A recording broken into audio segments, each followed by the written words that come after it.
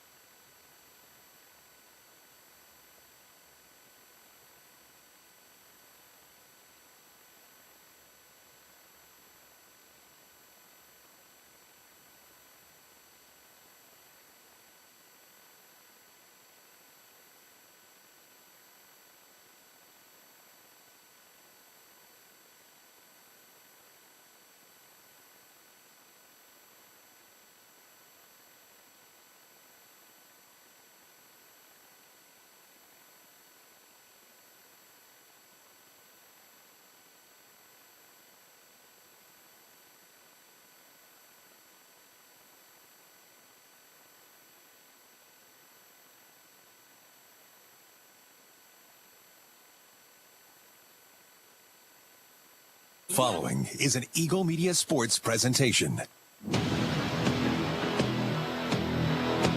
North Platte High Sports on NorthPlattePost.com, FM 98.1 and AM 1410 are brought to you by Another Round Sports Bar and Grill at River's Edge Golf Course, Premier Toyota, Let's Go Places, Kroll Clinic Physical Therapy and Athletic Enhancement, Smokin' Double D's at Butch's in Hershey, Zeller Motors, Bad Apple Repair, fix your iPhone or iPad, Rooster Roll-Offs, The Gathering Spot, and the Justin Thompson Agency, American Family Insurance. Herbert in motion. The pitch out to Sam Herbert. He's going to have some space for the legs. Hit the open field. Sam Herbert with the touchdown. I mean, he exploded through that open hole. Ewing's attack finds the mark. 21-13.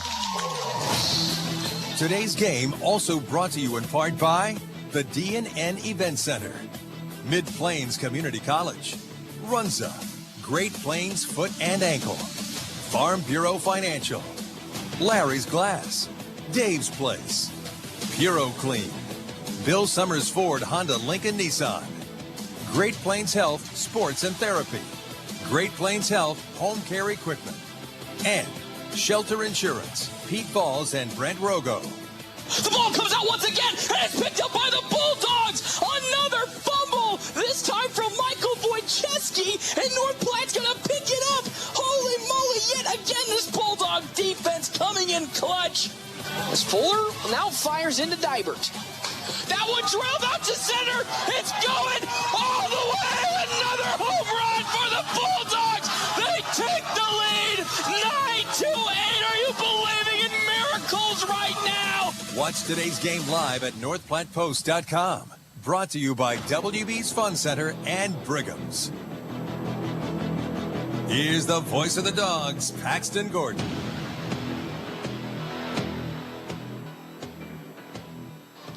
Welcome in, everybody, here to the Doghouse. FM 98.1, AM 1410, and, of course, video live streaming NorthPlattePost.com. Paxton Gordon here today to bring you some girls basketball. That's right. Of course, we all were expecting this season to have North Platte be taking on Grand Island and the Islanders, but this season Grand Island and the Islanders canceled their girls basketball season due to numbers, and today there's been a substitution. That's right, Hastings and the Tigers are in town today to take on North Platte High School in some girls basketball action. The Tigers currently sit 1-2 on the season. They are on a one-game winning streak. They took down Lincoln Northwest just yesterday, 56-31, but fell to Seward in the first game, 42-33. And then Lincoln Standing Bear in a close one, 35-33. As for North Platte High School, boy howdy, they are off to a hot start to start this season. Currently 3-0. That's right, 3-0 on the year, taking down Alliance yesterday, winning against South Sioux City in the very first game of the season, and then defeating Norfolk in the second game. The Bulldogs have put up 60 points in 2 games out of the 3 this season, 60 against South Sioux City. They put up 62 on Friday, and then 52 against Norfolk last Saturday. So the Bulldogs could potentially be on a tear today to hit 60 for the 3rd straight time and improve their record to 4-0, but they got to take care of business. Quick Stop pregame show, 27 locations open 24 hours a day. Quick Stop, always open right around the corner. We'll step aside and we'll take a break. When we come back, we will have our Owls Lock and Save keys to the game, as well as time and temp, right here on home of the Bulldogs, FM 98.1, AM 1410, and video live streaming on NorthPlattePost.com. Always open right around the corner. Quick Stop. Save money at the pump at Quick Stop with the Dino Pay app. Dino Pay offers contactless payment using your preferred debit or credit card. The savings add up with 12 cents per gallon and even more on Tuesdays and Thursdays with rollbacks for savings of 15 cents per gallon. Huge savings to Sinclair Dino Pay, saving you at the pump. Don't forget Frazzle Gourmet Slushes and For Real Shakes and Smoothies. Gourmet coffee at everyday low prices on your favorite beers. Quick Stop. As we reflect on this wonderful season, we feel so grateful for the support and trust of our amazing customers. Being a family-owned business of Zeller Motors, it's truly a privilege to serve this community, and we are honored to be part of your journey, whether it's finding the perfect car or simply sharing a smile. From our family to yours, we wish you all a happy holiday season filled with love, laughter, and of course, a smooth ride into the new year. Stop in and say hi. Zeller Motor Company, 505 Rodeo Road, North Platte. Attention barbecue lovers. Smokin' Double D's at Butch's in Hershey is locally owned and operated. They smoke all their own meats low and slow to bring you award-winning barbecue. Join them Tuesday through Thursday from 11 a.m. to 10 p.m., Friday and Saturdays till 11 p.m., and Sundays from 8 a.m. to 10 p.m., with breakfast served on Sundays from 8 to 11. And don't miss their chicken fried steak every Friday night and prime rib on Saturdays. Smokin' Double D's, making greatness happen overnight in Hershey. Your husband is pretty handy to have around. He makes the world's best mac and cheese. He's in the Tickle Monster Hall of Fame. And he can teach anyone how to throw strikes. But a busted pipe in a basement full of water? Honey, I think we need a plumber. Is a little out of his league. That's where a homeowner's policy from Shelter Insurance comes in handy. We'll help get your house back in order and your husband back to what he does best. See me, Pete Foltz, at 501 South Jeffers for a free insurance review. This is the Bulldog Pregame Show from FM 98.1 and 1410 AM. Presented by Quick Stop. Always open right around the corner. Quick Stop.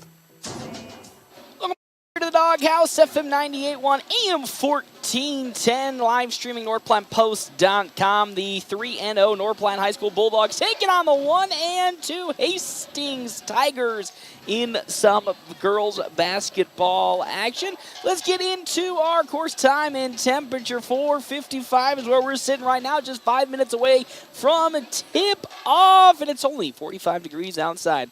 Our time and temp sponsored by Lindemeyer Law Office. Their lineup consists of all-star caliber attorneys Bob Lindemeyer, Amanda Spikirk, Kent Florum, Kent Turnbull, as well as Victoria Hervey and Natalie Hoffman.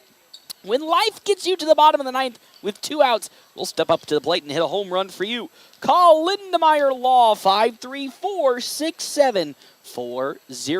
Let's jump into our Owls Lock and Save keys to the game, securing North Platte and surrounding areas for over 50 years. On the offensive side for North Platte, really just continue what they've been doing so well this season, which is move the basketball. We know this team is going to play aggressive in transition and play a high-tempo offense. But if the Dogs are able to keep the ball moving, whether it be around the perimeter, down low into the paint, I really think today could be a chance for them to start 4-0 for the first time in, I think, a number of years. And it's really going to boil down to, can they move the ball really well? This Tigers squad, while they did give up a couple of big games, Seward being the more predominant one of 50 points, they are a team that has a very, very strong defensive front, so the Bulldogs really do need to start strong with some good passes and get the offense rolling. Defensively, play with a controlled aggression. We know this team can be aggressive. They've shown it the first 3 games of the season. They got to stay out of foul trouble, though. It really affected their first half last night against Alliance, where they got off to a slow start, really picked it up in the second half, but a lot of it was boiled down to they just had too many players in foul trouble. If the Dogs can stay out of foul trouble, then I'm thinking we could be looking in for a great game today for North Platte High School. As always, they've been really playing exceptionally well to start this season. I'm excited just to see how things are going to go forward as the Grand Island Radio people have made their way up here for the first time today.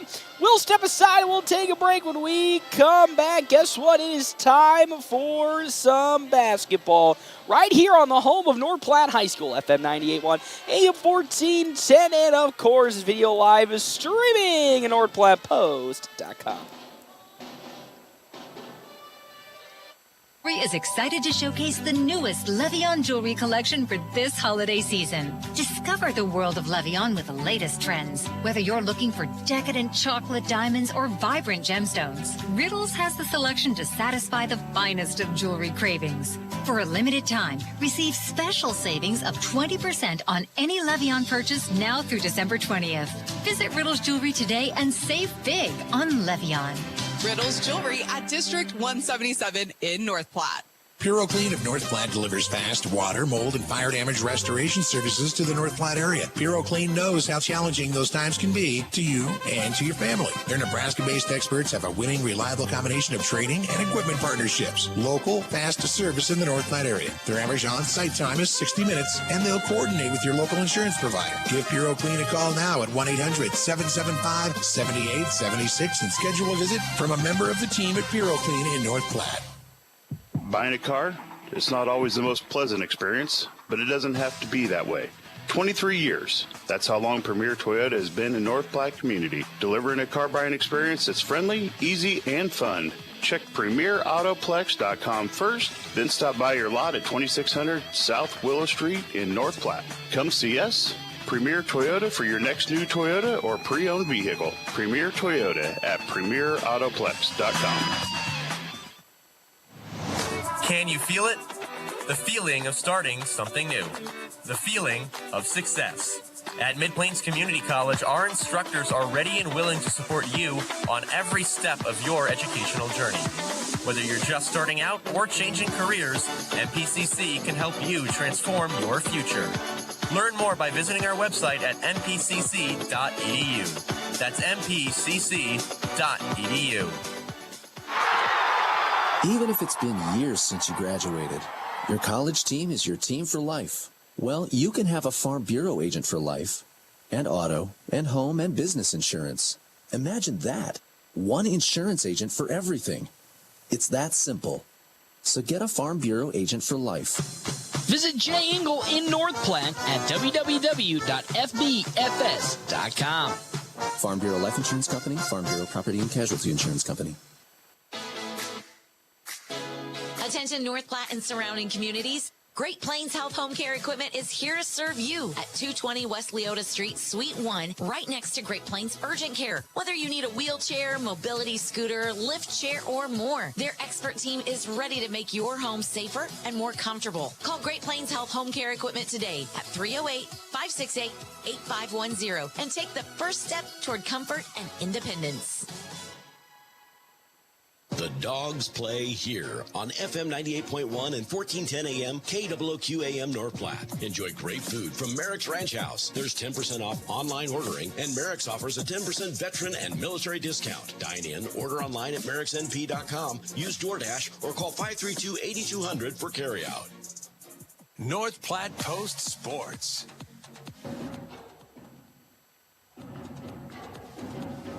Test.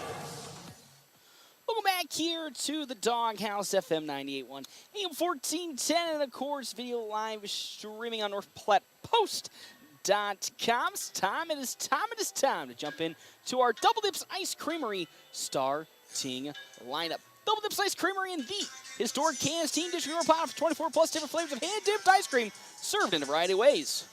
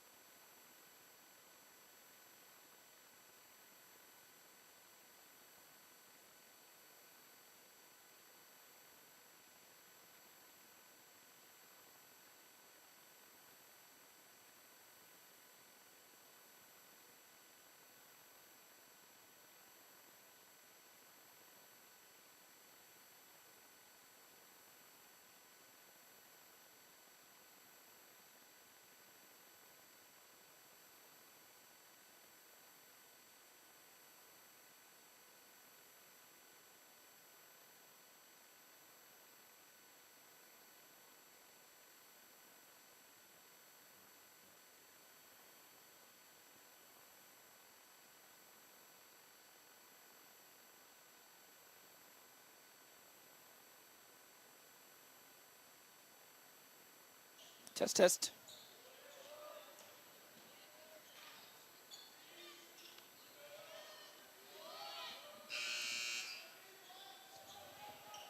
Welcome back here to the Doghouse, FM 98.1, AM 1410, and of course, video live streaming on NorthPlattePost.com. It's 2-2 here in this first quarter with 5:47 left to go. Chelsea Douglas here on the right side of the court will drive it in and pass it on over to Abby Kamensky. She penetrates into the lane. Her shot is up, no good, no foul, and that's out of bounds. Last touched by the Tigers of Hastings.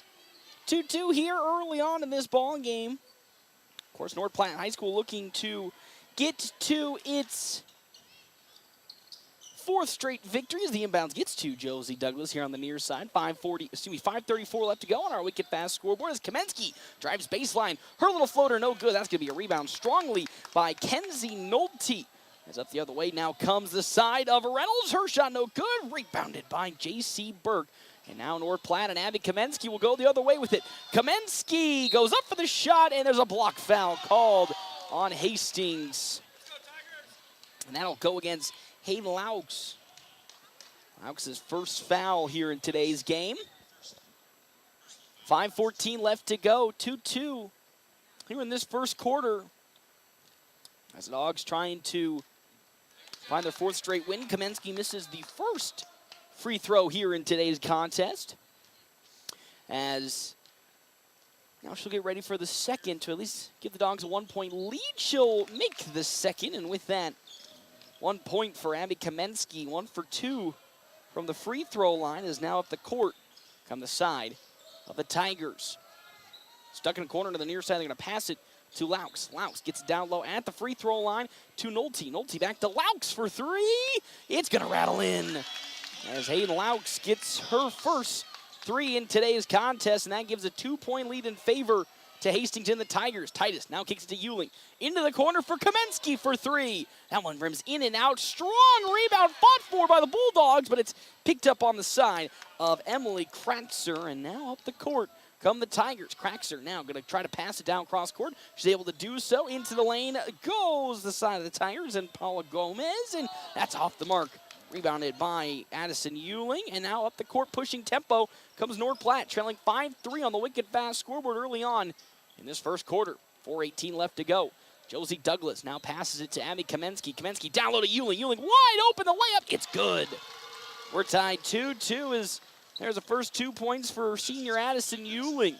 Now at the court with it comes Sophia Reynolds. Reynolds lost control of the basketball for a second. It's on the floor still. She's able to find Laux, who'll fire for 3 on the left elbow. No good. That's going to be fought for and rebounded by J.C. Burke and then picked up by Abby Kamensky for her first rebound. 5-5 on the wicked fast scoreboard here early on in this first quarter. Back to Katie Titus, who fires a shot up. Titus' shot bounces off of the rim a couple of times, then rebounded by Brooke Oshner, and then a foul will be called. The side of North Platte, J.C. Burke is substitutions. Ava Franzen now looks to check in, as well as Chloe Hanneborg also checking in. Hallie Schultz for the side of Hastings and the Tigers in this ball game as the inbounds from Reynolds to the far side gets to Oshner. Back to Reynolds. Reynolds to Oshner. She tries to take it up court. Able to get it also into the freshly subbed in Zara Osgood. Osgood trapped. Great defense from the Bulldogs, but somehow they get it to Reynolds. And there's 3 on the way from Schultz. No good. Rebounded by Addison Euling, and that's really going to be where the Bulldogs will have the advantage. Addison Euling, tallest member on the court in today's contest, as Hanneborg gets it down low to Franzen, and a foul will be called on the floor against Brooke Oshner. 5-5 on the wicked fast scoreboard. 3:14 left to go here in this first quarter. Second team foul for Hastings in this ball game. It's now at the court with it. Comes the side of Hastings as that rebound goes the way of the Tigers before a foul is called, and just like that,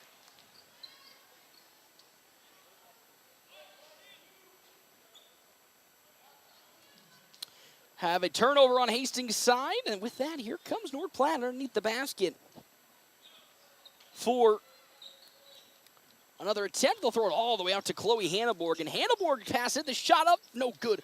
Rebounded by Osgood, and now the other way comes Hastings and the Tigers. Osner almost gets stolen away. The ball's in the open court. It's almost picked up by Chloe Hanneborg, but Hanneborg commits the foul as she runs into Osner. As Hanneborg picks up her first foul. Second team foul for Hastings as J.C. Burke now will check in. This time for Abby Kamensky. And now also checking back in comes Hayden Laux for the side of Hastings as out goes Osner for the first time today. So checking in Laux, and then she'll try to get the ball into Sophia Reynolds. Laux on the far side of the court, guarded by Hanneborg.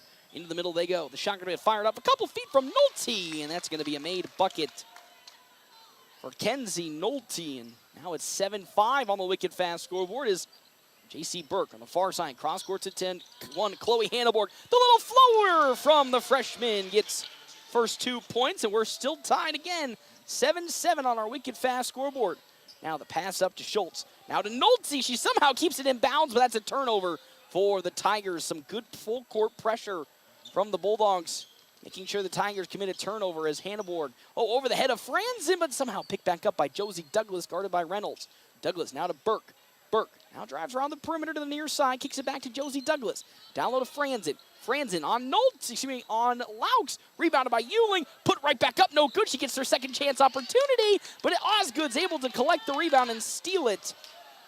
And then stolen again by the Bulldogs, and Osgood's able to pick up another rebound. It's 2 rebounds for Osgood, and then a timeout's going to be called by Hastings and the Tigers with 1:45 left to go. A couple rebounds given up by North Platte to Zara Osgood. First timeout of this first quarter. Timeouts is always brought to you in part by Kevin McGann and the Fortifying Group. Check out Kevin McGann and the Fortifying Group at his location, 621 South Dewey, Suite B. As North Platte tied with Hastings and the Tigers, 7-7 on our wicked fast scoreboard. Also thank you to our Sports Zone sponsors here for today's game, Premier Toyota. Premier Toyota has Toyota-trained technicians on hand, so you know you're always getting the very best in service and repairs. As well as another round bar and grill where fun meets fine dining. 7-7 on our wicked fast scoreboard in favor of nobody as we're tied up. It'll be another inbounds this time for Hastings and the Tigers. Nolette will get it in to Laux, back to Nolette. She'll go to the far side, guarded by Chloe Hanneborg. She'll slow it down and now cross half court, giving a shove to the Hanneborg. Now in a double team, in some trouble. They get it to Laux. Now Hayden Laux around the perimeter, almost lost the basketball. Tries to pass it and gets it to Sophia Reynolds on the right side of the court. Reynolds to Nolette at the free throw line. She drives it on Franzen. Ball gets stripped away, and then Nolette's going to have it touched out of bounds, last by her. As Abby Kamensky will now check in for Josie Douglas. And now checking in also comes Emily Kratzer for Hastings. 7-7 on our wicked fast scoreboard. 1:25 left to go here in the first. As that one's going to get out of reach. A bad pass from Ava Franzen, and Abby Kamensky couldn't get there in time. Great defense from Sophia Reynolds. And the Tigers forcing a turnover to North Platte, and it's another opportunity this time for the Tigers, but then Chloe Hanneborg getting her fingers on the stolen ball and the inbounds, and it'll be last touched out of bounds by Hanneborg. So some great awareness defensively for the freshman as now the inbounds gets into Laux. Back to Nolette. She'll come on the left side of the court. She'll step into the left corner, pick her dribble up, cross-court it over to Reynolds. Reynolds down low to Osgood. Osgood against Franzen. No good on the shot. Rebounded on the side by Abby Kamensky and the Bulldogs, and it's last touched out of bounds by the Tigers, as well as Kenzie Nolette. So Franzen with the inbound. Now looking for some help on this full court pressure. Running out of time, gets it to Kamensky. Kamensky now up the court, looking to go on a one-on-one fast break. Here comes Abby Kamensky, and it's going to be stolen out of bounds and last touched on the side by Emily Kratzer and the Tigers. So checking back in now comes Brooke Oshner. As inbounding it will be Abby Kamensky. Sophia Reynolds checks out. And here comes the inbound. 7-7 on our wicked fast scoreboard. 1:01 left to go here in this first. Now, that's going to be J.C. Burke, top of the three-point line to Kamensky. She drives in, having Kamensky's layup. It's just off the mark. Great rebound by J.C. Burke. And then Katie Titus, and there's a foul going to be called. So Katie Titus coming in with a great second-chance rebound, and then a foul is going to be called. I believe that one's going to go against Brooke Oshner. It's another foul for Oshner. Her second is Titus misses the first free throw. Still 7-7 on our wicked fast scoreboard as here comes another substitution. Grace Beck checks in probably for Oshner. Yep, there goes Oshner off the court. And Josie Douglas will check right back in for North Platte High School. As Douglas allows J.C. Burke to go to the bench and get a little bit of a rest for the Bulldogs. And now Katie Titus will fire her second free throw, at least to give the Dogs a 1-point lead. She makes it. 1 for 2 for 1 point from Katie Titus. It's an 8-7 lead here on a wicked fast scoreboard. Beck back to Nolette as Kenzie Nolette gets it to Laux. Laux pumps, she drives, and now will get across the half-court line and set the offense up for Hastings. Oh, that's going to be blocked up front. Ball's in the open court. Picked back up by Nolette. Wide down low. Osgood, her shot is up, and it's good. Zara Osgood with a hand in her face gets her first 2 points. And now it's 9-8 on the wicked fast scoreboard. Down low they go to Katie Titus. Titus pivots around to Josie Douglas in the corner. Douglas now around the perimeter will reset the offense. 20 on the game clock. No time on the shot clock for a three from Hannah Borg off the mark. Fought for on the floor. It's going to be picked up by Titus and a jump ball that will go the way of Hastings and the Tigers. So that's a turnover for North Platte offensively. 9-8 on our wicked fast scoreboard as Oshner looks to check back in. As Brooke Oshner checks back in for Zara Osgood. 9-8 and inbounds for Nolette with 11.8 seconds left to go here. And that's stolen away by Hannah Borg. Down low to Kamensky. Her shot goes up. No good. Tipped out of bounds. Last touched by Kamensky. So a missed opportunity on a great inbound steal from Chloe Hannah Borg. And with 6.5 seconds, here comes another inbound for Hastings. Nolette looking around, throwing it out to the near side. It's going to be picked up on the side by Kratzer. Kratzer with 4 seconds, picks her dribble up. Now she's going to pass it on over to Laux. Laux will run out of time, and that's how this first quarter will come to an end. The Bulldogs Bulldogs trailing by 1 against Hastings and the Tigers, 9-8. We come back here, FM 98.1 and AM 1410.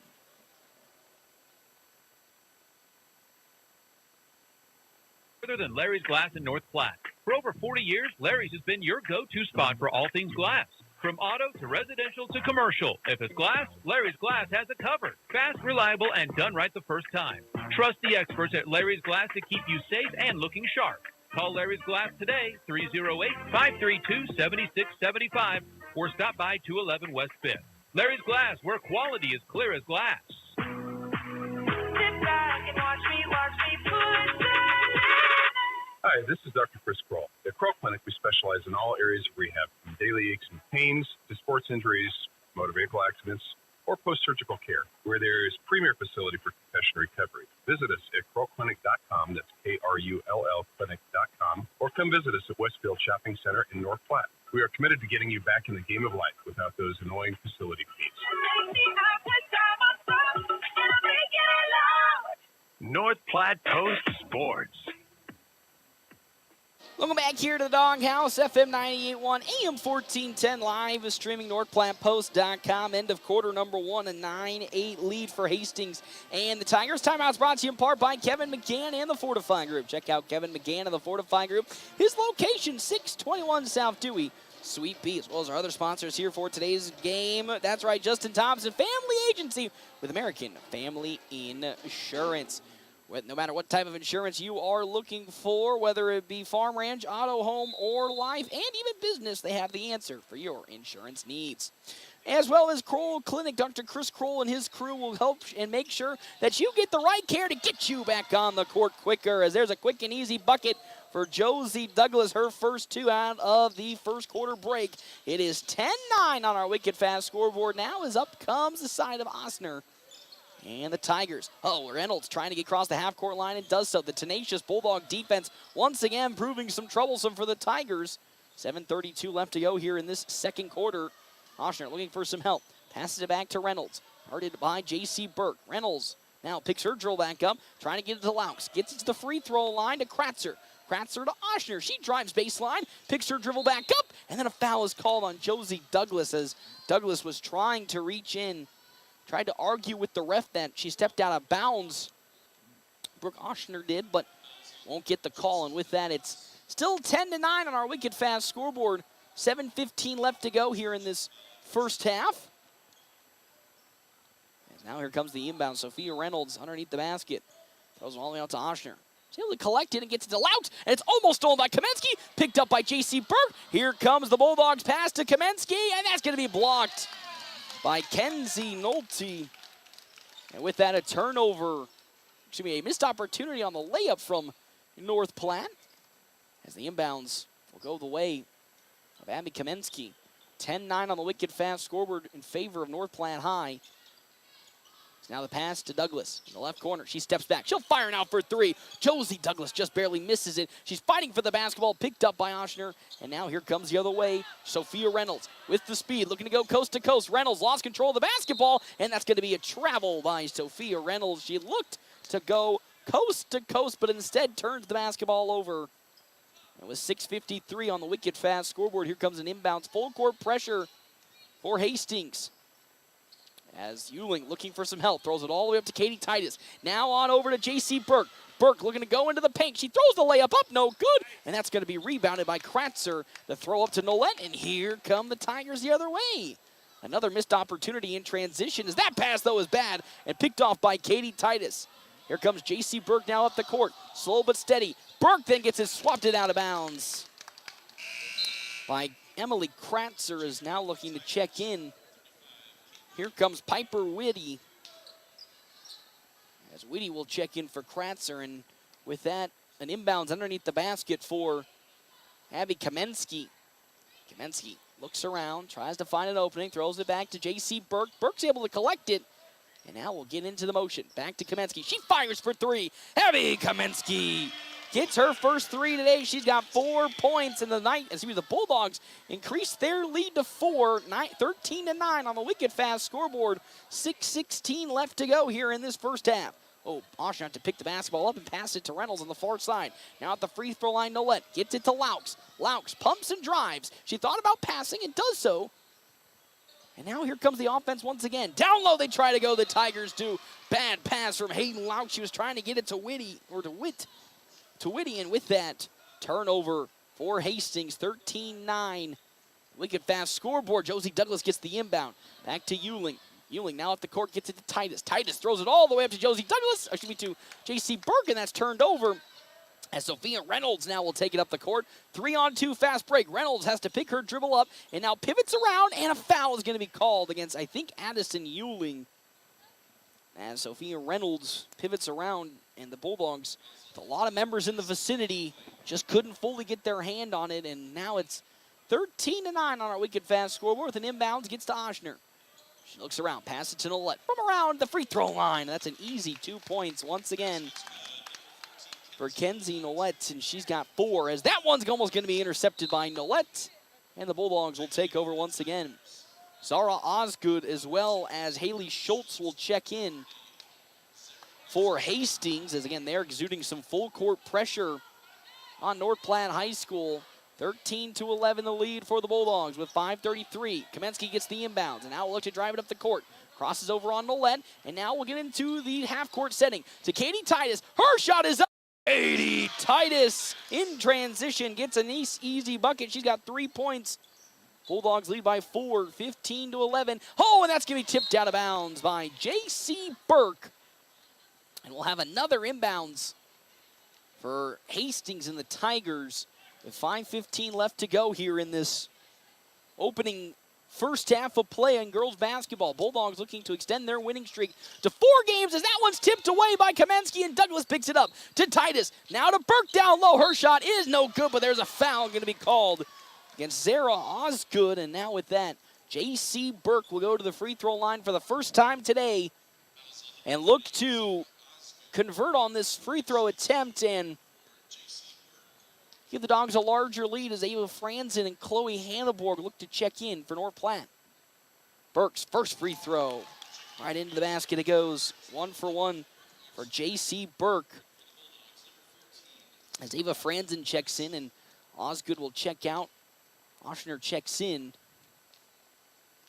And now J.C. Burke will fire her second. Well, that one's off the mark. Josie Douglas, strong rebound. Fought for between her and Kenzie Nolette. That's a jump ball that'll go the way of Hastings. As here comes Chloe Hanneborg. She'll check in for J.C. Burke. 16-11 on the wicked fast scoreboard. 5:08 left to go here in this first half. Nolette trying to find an inbound. Still looking around. Throwing all the way up court to Reynolds. Guarded by Douglas. Reynolds now into the open court. She goes. Sophie Reynolds. A foul will be called on Josie Douglas. It's going to be Douglas's second foul.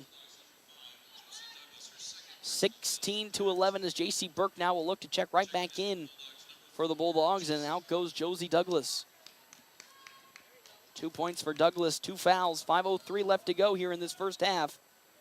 Now the inbounds for Reynolds, just looking around, throwing it all the way back to Schultz. Guarded by Chloe Hanneborg. Hanneborg with some great defense on Schultz, and that's going to go out of bounds. A bad turnover by Hallie Schultz and the Tigers, and North Platte with another inbounds attempt. 16-11 on our wicked fast scoreboard, and they get it into Abby Kamensky is up the court. Comes Kamensky. She'll at least cross the half-court line and slow it down for a half-court offense. The handoff to Burke. Burke, top of the three-point line, picks her dribble up. Now to Chloe Hanneborg. She drives in on Reynolds. Now back on over to Kamensky, who now drives in on the baseline, picks her dribble up, wide open down low, Euling, and a foul will be called. That'll go against Piper Whitty, and with that, North Platte will go back to the free throw line following the first foul. And now here comes Addison Euling to fire some free throws. 16-11 the lead for the Bulldogs. She increases it. Beautiful free throw from Addison Euling. 3 points. 17-11 now on the wicked fast scoreboard with 4:39 left to go. Euling's next attempt. It's in. 2 for 2 from Addison Euling. The free throw line. It's 18-11 on our wicked fast scoreboard. Whitty now to Schultz. Back it goes to Nolette, and now up the court come the Tigers. Almost stolen by Kamensky, and now Reynolds passes it to Oshner, who looks to drive baseline, but great defense from Addison Euling. Cross court tipped away by Ava Franzen, but Schultz will pick it up. And now the kick to Nolette. She drives in, and a foul will be called. A block foul as Coach Tyson Hammond was looking for an offensive charge, but Addison Euling will get dinged for her first foul. Third team foul for North Platte High School. That's a correction. That's her second as Katie Titus now checks in for North Platte High School. 18-11, 4:21 left to go on our wicked fast scoreboard. Throwing all the way out, Sophia Reynolds can't hold on to the basketball. Picked up by Abby Kamensky. Now she goes the other way with it. Kamensky slows it down. Cross courts it to Burke. Burke to Chloe Hanneborg for 3. Oh, air ball picked up by Titus, and a foul will be called against Kenzie Nolette.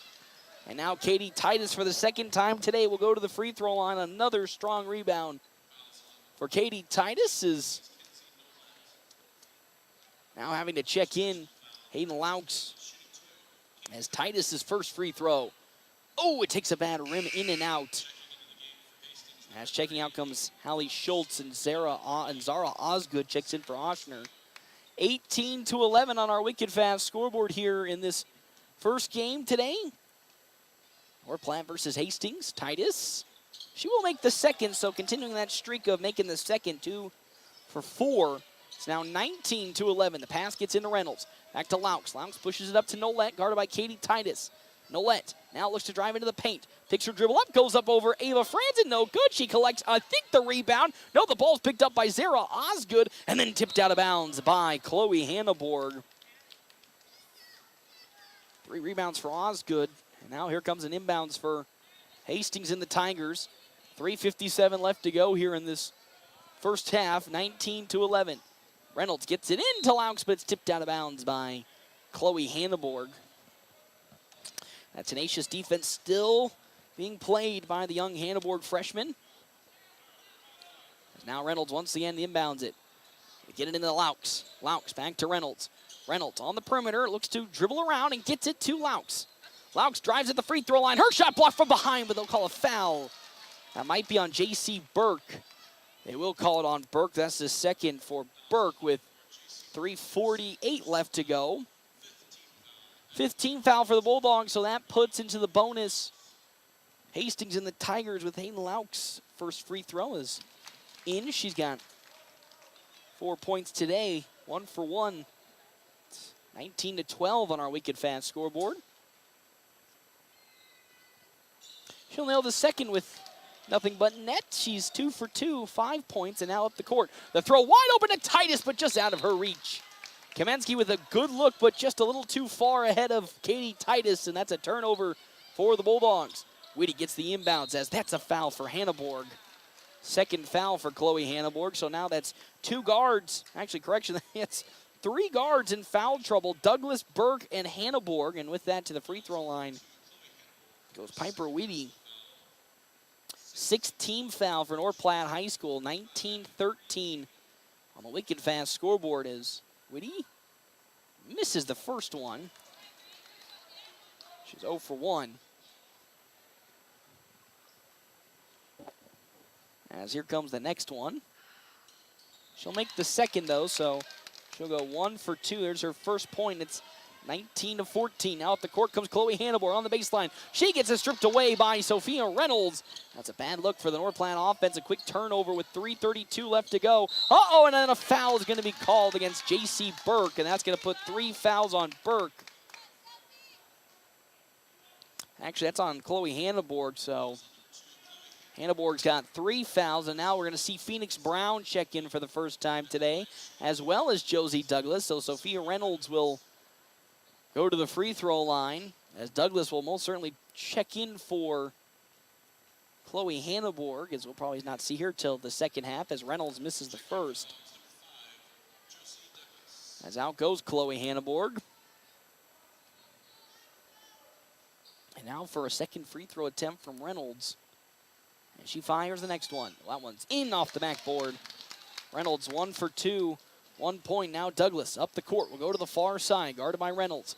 She'll cross over and hand the ball off to J.C. Burke. Burke now hesitates and passes it to Abby Kamensky, who then gets it down low to Ava Franzen, but it's turned over and picked up by Zara Osgood, and now here comes the Tigers up the court with it. Reynolds will slow it down on the near side. Tenacious defense from Abby Kamensky.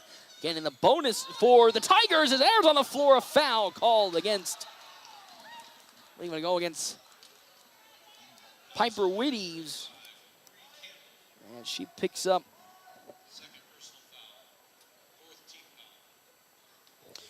the foul and subbing out. And now here comes Franzen with the inbound. She's going to get it into J.C. Burke. 19-15 on our Wicked Fast scoreboard.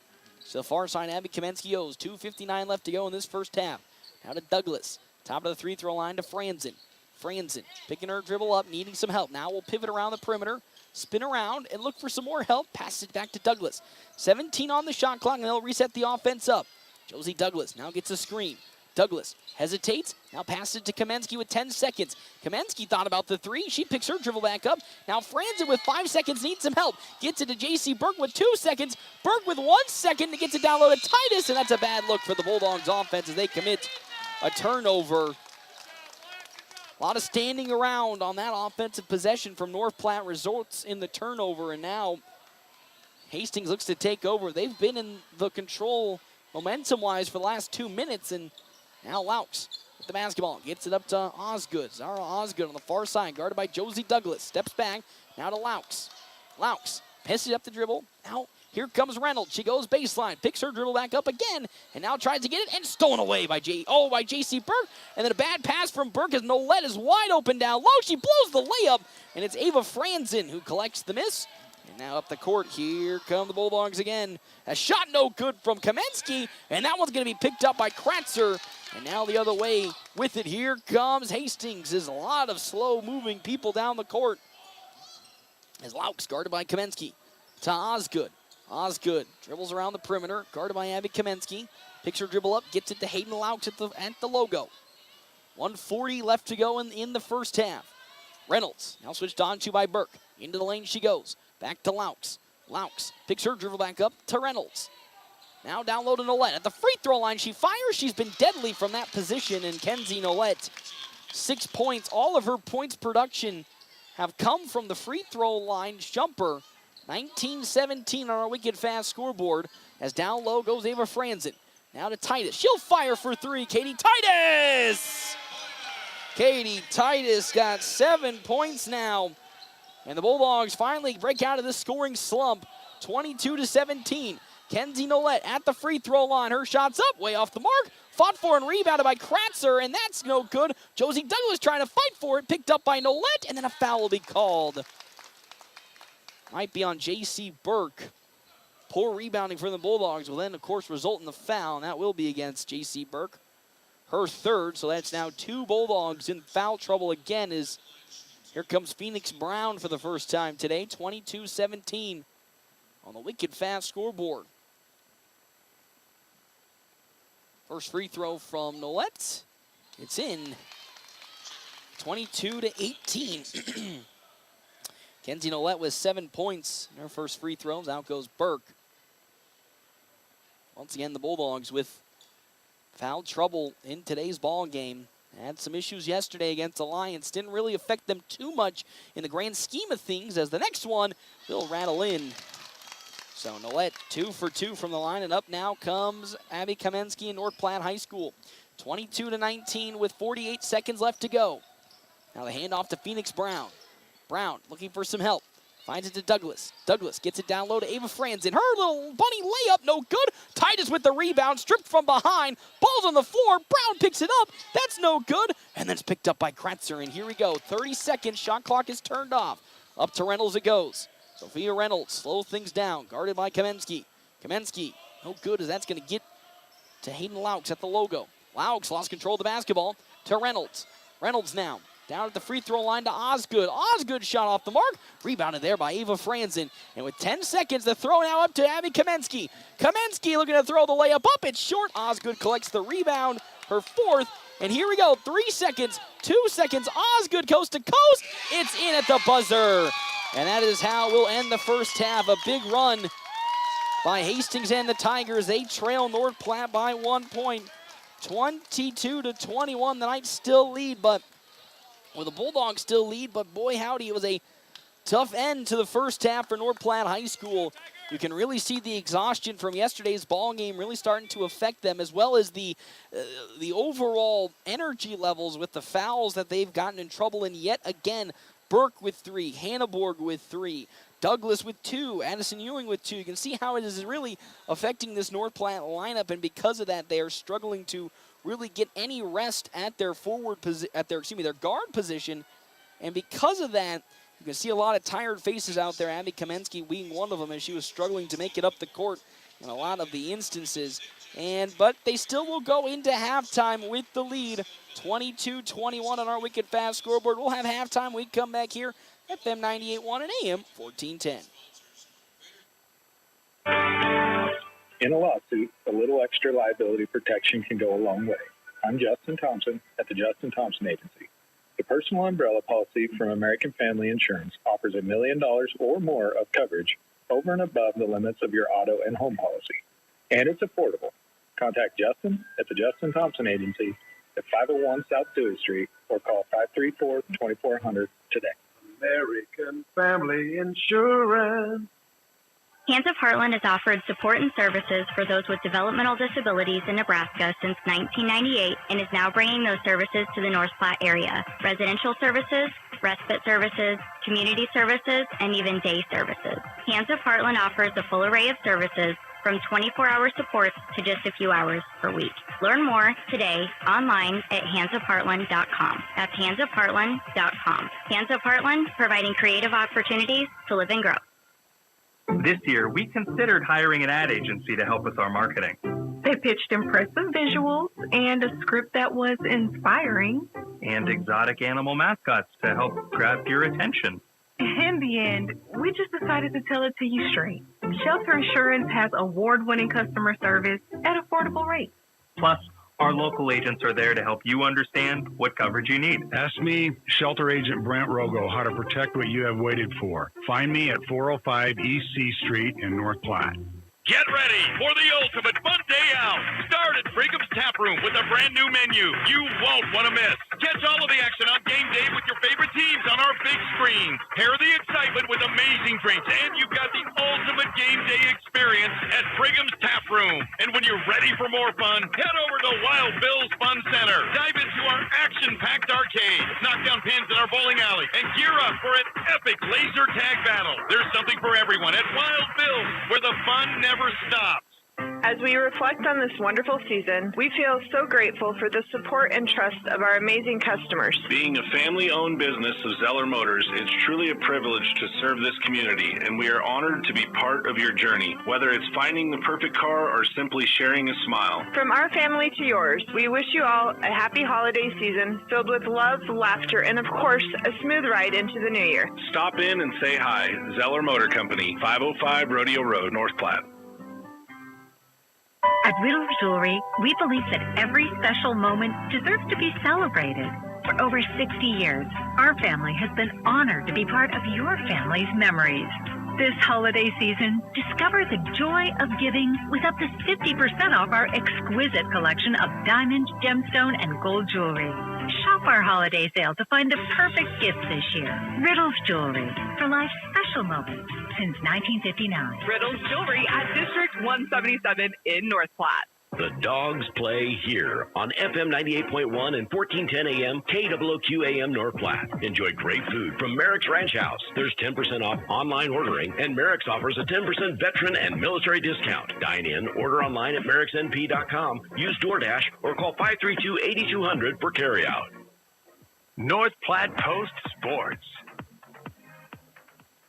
Welcome back here to the Doghouse, FM 98.1 and AM 1410. Paxton Gordon joined once again by Jeff Schmeltzer as he finished up his viewing of the JV boys game. Only a 1-point lead in that game. A 1-point lead right here as well. 22-21 on our wicked fast halftime show. 27 locations open 24 hours a day right here on the WB's Fun Center live stream, NorthPlattePost.com.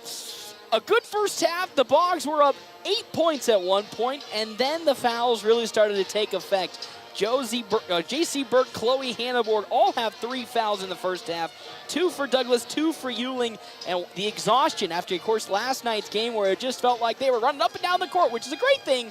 Starting to wear and tear onto this team today, because you could see as they started to draw closer to the end of this first half, they were starting to get tired out there and allowed Hastings, who had been getting some fresh rotations in, to drive back down 8 and only trail North Platte High School by 1, 22-21. Fouls, when we get it the early part of the season, it's bound to happen, but at this point, just sometimes feel it's a little too overzealous when it comes to reaching in. We do like to foul. Yep. Now they play aggressive, and you can't fault that. I'd rather have an aggressive team than a passive team, but that's going to happen. You play that style of basketball or that style of defense, you're going to commit fouls. I think the 60-point scoring total is going to be in jeopardy tonight. Well, we say that, but remember yesterday the Dogs only had 25 points at halftime, if I remember correctly, and they put up 62. So it's still possible, but they got to get the fouls under control. I talked about in the pregame show a controlled intensity on our Owls Lock and Save keys to the game, because yes, I agree. I'd rather have this team, which has shown that it likes to play aggressive, continue to play aggressive, but they need to make sure that they aren't stretching it into the over-aggressive aspect of the intensity. And a lot of it's not because they're getting, when it comes to like they're just making bad reads, it's they just get blown by on a full court press and they just start frantically reaching to try and strip the ball as they're behind. So it's more about getting themselves into position to then try and make those steals instead of frantically trying to make a play because, they were in the wrong position and then they made a mistake. Turning one mistake into 2. You get beat on the press, that's your first mistake, and then your second one, the worst one's fouling because you got beat. Yep, so again, it comes from the guard front. Chloe Hannibord, 3 fouls, 3 for J.C. Burke. But outside of that, another good start to this game. Katie Titus, 7 total points, leads the team for North Platte High School. She has a 3 as well. She's been looking very good down low. After her double-figure performance last night. She's been looking really good, specifically from the shooting aspect. Dogs have done a fantastic job of really getting production down low in the paint. but Addison Ewing with her 2 fouls has been out for most of the second quarter. So Hastings and Kenzie Nolette have just been able to penetrate and get some good easy buckets down low in the paint. So look for the Bulldogs to execute better in the second half down low, all dependent on if they can stay out of foul trouble. Yep, for sure. And it looks like Kiki's in street clothes again tonight. It Yep, looks like she's resting that ankle. Yeah, I wouldn't be shocked if we at least see her next week at the minimum. But it looks like there's no boots, no cast or anything, so probably just a precaution to keep her out of these 2 games. And, you know, so far, it hasn't seemed like it's the end of the world. You know, last year it felt like if there was an injury, you know, it felt like, well, the sky's falling because there was really little points production. But with the way the team's been playing this year, if one injury does come about, it's deep. This roster, a little more depth. This roster is deep enough and has enough skill set to at least cover for an injury, at least for a short period of time. And we talked about this last night. A little better at sharing the basketball. The ball moves a little more freely, so you're not dependent on 1 or 2 people to score. So far, though, in that second quarter, it did get a little stagnant just because of how tired everybody was. But 22-21 on our Wicked Fast scoreboard. Let's jump into our scores brought to you in part by State Farm agent Bobby Campbell. We meet you where you're at and get you to where you want to be. 7 points for Katie Titus, 2 rebounds. She's 2 for 4 from the free throw line. 4 points for Abby Kamensky, 1 for 2 from the free throw line. 4 points for Addison Ewing. She was really tearing up the defense, rebounding as well as just point scoring against this Tigers front. But those 2 fouls really cost her. She has 4 points. 2 points for Josie Douglas with 2 fouls. Burke with 1 foul. She went 2 for 2 from the free throw line. And then Chloe Handelborg, 2 points, 3 fouls on the side of Hastings and the Tigers. It was Kenzie Nolette, 8 points. She really came alive from specifically finding a nice spot in that zone defense at the free throw line. All of her buckets, minus the 2 free throws, have come from that free throw line spot. 5 points for Hayden Laux, 4 for Zara Osgood, as she got a buzzer beater to end the half, and then 1 for Sophia Reynolds. That'll do it for our Quick Stop halftime show. When we come back, guess what? Third quarter action right here, FM 98.1 and AM 1410. Thanks for listening to the Quick Stop Halftime Show. Second half action is next on FM 98.1. Attention barbecue lovers. Smoking Double D's at Butch's in Hershey is locally owned and operated. They smoke all their own meats low and slow to bring you award-winning barbecue. Join them Tuesday through Thursday from 11 a.m. to 10 p.m., Friday and Saturdays till 11 p.m., and Sundays from 8 a.m. to 10 p.m., with breakfast served on Sundays from 8 to 11. And don't miss their chicken fried steak every Friday night and prime rib on Saturdays. Smoking Double D's, making greatness happen overnight in Hershey. Puro Clean of North Platte delivers fast water, mold, and fire damage restoration services to the North Platte area. Puro Clean knows how challenging those times can be to you and to your family. Their Nebraska-based experts have a winning, reliable combination of training and equipment partnerships. Local, fast to service in the North Platte area. Their average on-site time is 60 minutes, and they'll coordinate with your local insurance provider. Give Puro Clean a call now at 1-800-775-7876 and schedule a visit from a member of the team at Puro Clean in North Platte. North Platte Post Sports.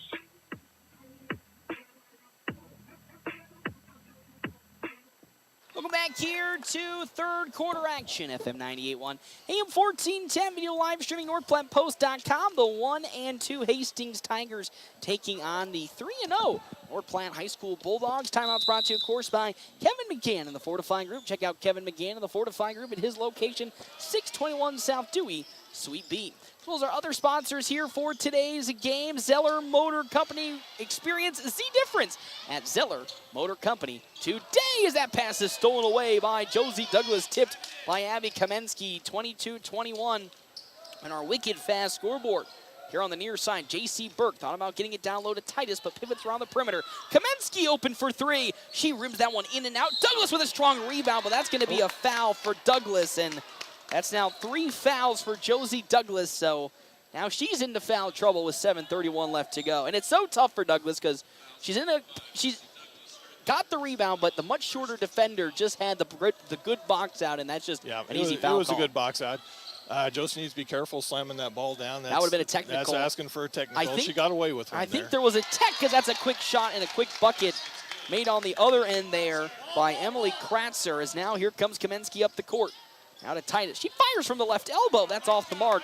And now it's going to be rebounded by Kenzie Nolette. I think there was a technical in the JV game for that exact same reason of slamming the basketball down. It's been gotten away with a couple of times in today's game as there's Nolette's shot off the mark, and Kamensky collects another rebound as that's her third, and up the court comes Josie Douglas. The pass to the far side to Abby Kamensky. 6:45 left to go here in this third quarter. Douglas fires for three in the air. It's short, tipping into the air, and it's going to make its way rolling out of bounds. Last touched by Hastings and the Tigers with 6:37 left to go. All right, need a bucket here, dogs. A clean look bucket is, I think, what I need is. Here comes J.C. Burke to the near side. Will cross over, go to the far side. The pass to Kamensky. She now pumps and gets it down low to Katie Titus. Titus spinning on nice one move, side Katie. from Kretzer. No good as another rebound there for Emily Kretzer, and up the court. Now comes Sophia Reynolds to Oshner. Oshner looking for something. Still looking, gets it down low. Euling gets beat. The shot's up from Nolette. No good. She gets the rebound. Her second attempt short. And there's Addison Euling collecting the rebound. She got beat on the spin, but was able to at least keep good positioning to get a second chance rebound. Whoa, good pass. The shot from Abby Kamensky. That pass almost got stolen, but Kamensky hits a three, and the Dogs retake the lead up to 25-23.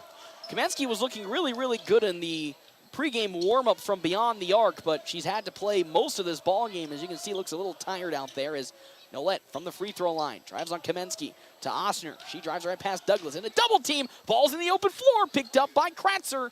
Now here comes Laux. Laux to Nolette. She fires for three. That one in though. Kenzie Nolette, she's having a game, 11 points, and now Hastings takes the lead 26-25 on our wicked fast scoreboard. Another good-looking three. Down low to Euling. Her shot goes up. It's no good. She collects the rebound, and it's off of the foot and touched out of bounds by Oshner. Good positioning by Euling. Just couldn't get the layup to go. And now here's checking in Hallie Schultz for Hastings. Now, I've been waiting to ask this question for you all day today. How shocked were you to hear the news that Grand Island was not having a girls varsity basketball team this season? Again, a Class A school is an easy inbounds is now good for Madison Euling, and a jump ball will be called going the way of Hastings. If I remember right, their numbers were low last year. But they were. It still surprised me a school of that size. It's been a tough couple of seasons for that program. Yeah. They've really had not found success, but for Grand Island, who is one of the upper echelon schools in terms of attendance, to not have enough for a varsity team is just kind of shocking at this level. As Nolette into the lane. She can't get the layup to fall. Great rebound by Kratzer, and a foul called by Euling. Another rebound, one on the side by Emily Kratzer, and Euling picks up her third foul. Going back to your point, I think it's just indicative of the popularity of volleyball in the state of Nebraska. And so girls wrestling. I heard yes. girls wrestling was probably the main factor in the change this year, as Kratzer makes the first free throw. But no, yes, the popularity of volleyball and now wrestling, as they've added a new class for girls wrestling this year, has really limited the number in basketball. Because same thing here, last year there was really not a lot of people or players, as Kratzer misses it, and it's rebounded by J.C. Burke. There was not a lot of devoted just basketball-only players. I think it was Clancy Brown and Avery Zern were the only people. As Kamensky fires another three. That one rims in and out. Rebounded by Addison Euling. It's on the floor. Euling's second chance is a foul call. Against Sarah Osgood on the floor. I don't agree with that one, but Osgood gets the foul. And then this year, I think Chloe Hanneborg and Phoenix Brown might be the only players that I know of maybe that. Josie? Yes, and Josie Douglas, that are the only devoted, have just played basketball for the winter time. You know, and I've heard that from Coach Thurman for the Lady Knights, too, that he goes to look at good Nebraska athletes, but they all want to play volleyball. Yeah. And it's going to be good for Coach McCall, as there's a three from Kamensky. Again, that one's short, no good. Rebounded, though, by Josie Douglas. But it's good for Coach McCall as they're going to Division I next year. So. Yep, that should help their recruiting. As that one to Douglas on the far side. She'll fire for three. She's been pretty cold. That one takes a bad bounce, and that's rebounded by Nolette. Up the court now comes Kenzie Nolette. 2-on-1 situation. Offensive foul on Kenzie Nolette as she pushes Extended Kamensky. the forearm on that, yeah. That's the thing. It's not that Kamensky was in a bad position. It was just that Nolette used the forearm to shove Kamensky off. You can have an arm bar. You just can't extend it. Second team foul. It's a 27-25 lead here on the Wicked Fast scoreboard in favor of Hastings. As Chloe Hanneborg, who has checked in, now gets the inbound. That one's blocked up by Laux, and somehow, some way, it gets back into North Platte's possession. Kamensky, far side of the court as Sophia Reynolds looks to check in. Gets it to J.C. Burke. Down low to Euling. Euling, good shot. Good nice, post move. Nice footwork. I'm always impressed with her footwork. When she can get a good back down approach on the offensive side, Addison Euling can make good things happen. 27-27, 6 points for Euling in today's ball game. Now there's Nolette just inside the free throw line. Gets right past, Addison Euling, no good. And now the other way, here come the Bulldogs. Abby Kamensky pushing tempo, looking to go coast to coast. Stops, back to Euling. She'll fire for three. It takes a bad bounce. Rebounded, though, by J.C. Burke. And now to Douglas. Douglas drives on Nolette. Into the lane, up for the layup. Another bad bounce, and that one's going to be out of bounds. Saved by Chloe Hanneborg and picked up by Josie Douglas. I'm not sure how that was not out of looked like it rolled over the letter L.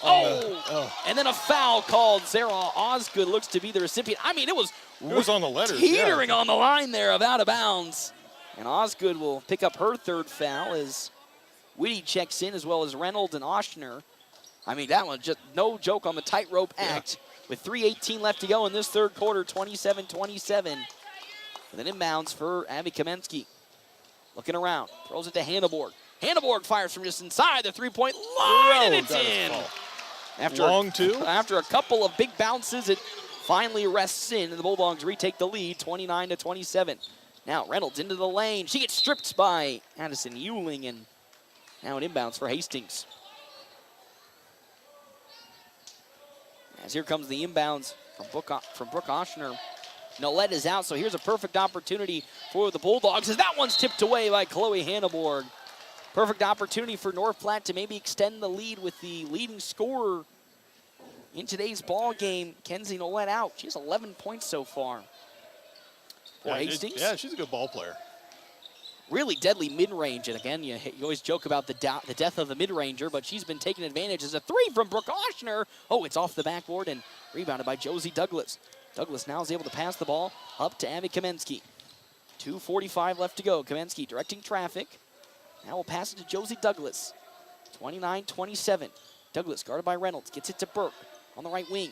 Now to Addison Euling, top of the three-point line. 18 on the shot clock. Back to Kamensky. So the Bulldogs calling for some action. Kamensky now sets and fires for three. It's short. Rebounded by Whitty.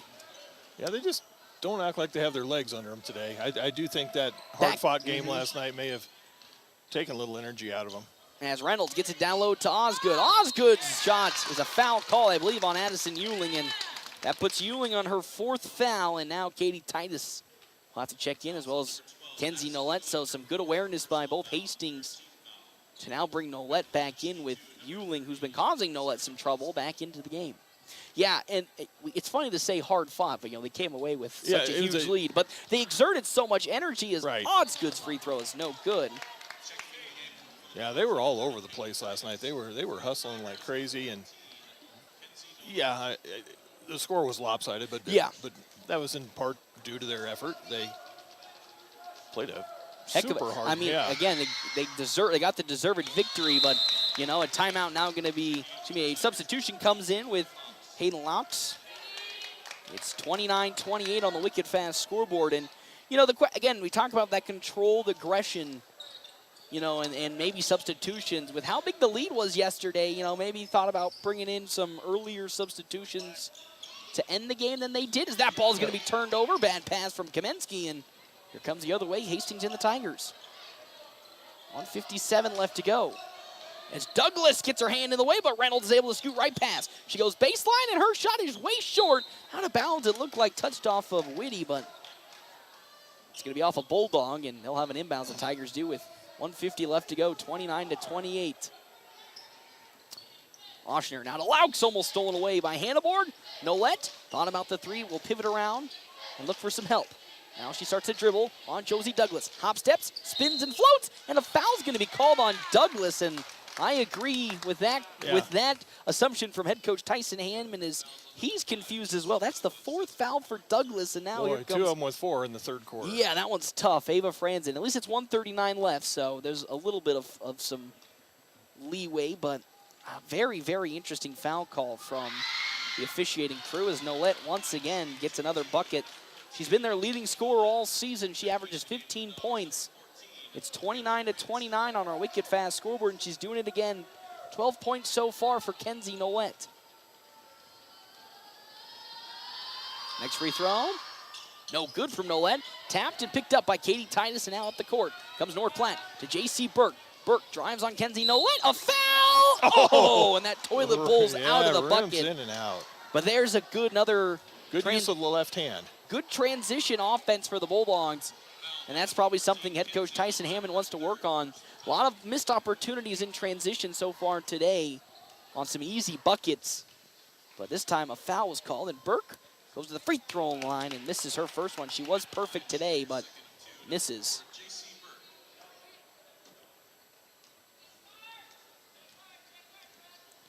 That's Burke. She'll hit the second one. 3 for 4. Yeah. She got 3 points. Nothing but net on the second attempt. 30-29 on our wicked fast scoreboard. Laux passes to Oshner on the left wing in a double team. Nolette on the baseline gets it down low to Whitty. Whitty guarded by Kamensky. Shot is up. Wow, what a good hook. Jump hook, yeah. From Whitty. Had Kamensky all over her, and it's now 31-30 on our wicked fast scoreboard in favor of Hastings. They have calmed down on this full court press, which I think they should be pushing more harder because Bulldogs have struggled today in terms of breaking this full court. And now Kamensky here on the left wing. Gets it to Katie Titus down low. Titus now dribbles into the paint. The dish out. Franzen from the right elbow. No good. Fought for, rebounded. The ball's on the floor. And there's, once again, Chloe Hanneborg. We got a jumper travel. We had 2 different calls. Yeah, I was going to say, which one are we getting? Guess they're going with the alternating possession. So North Platte will have an inbounds as checking in Zara Osgood. As Osgood will check in for Nolette. So a little bit of relief for North Platte as there goes Nolette. 50.9 seconds left to go here in this third quarter on our wicked fast scoreboard. 31-30 in favor of Hastings. Throw all the way out to Burke. Burke now around the perimeter. Passes to Kamensky. She is wide open for 3. It's going to be short and off the mark. Fought for, the floor by Whitty, and she'll pivot around and find Laux. Laux throwing it all the way up to Osgood, and now the Tigers will slow things down to set up 31-30. 33 seconds left to go on the game clock in this fourth quarter. That's a travel by Sophia Reynolds. She had a couple of instances today where she could have gotten called for that earlier, but now this time she gets called, and with 30 seconds, here comes Ava Franzen with an inbounds on the near sideline. 1 point lead for Hastings. It's been a close game from the start. Kamensky's going to get the inbounds, guarded by Reynolds. Now we'll go to the far side. Hesitates, crosses over, and now we'll stop at the top of the three-point line and hands it off to Chloe Hanneborg. To Burke, and it goes in and out of her hands for a turnover. The lost art of catching a basketball.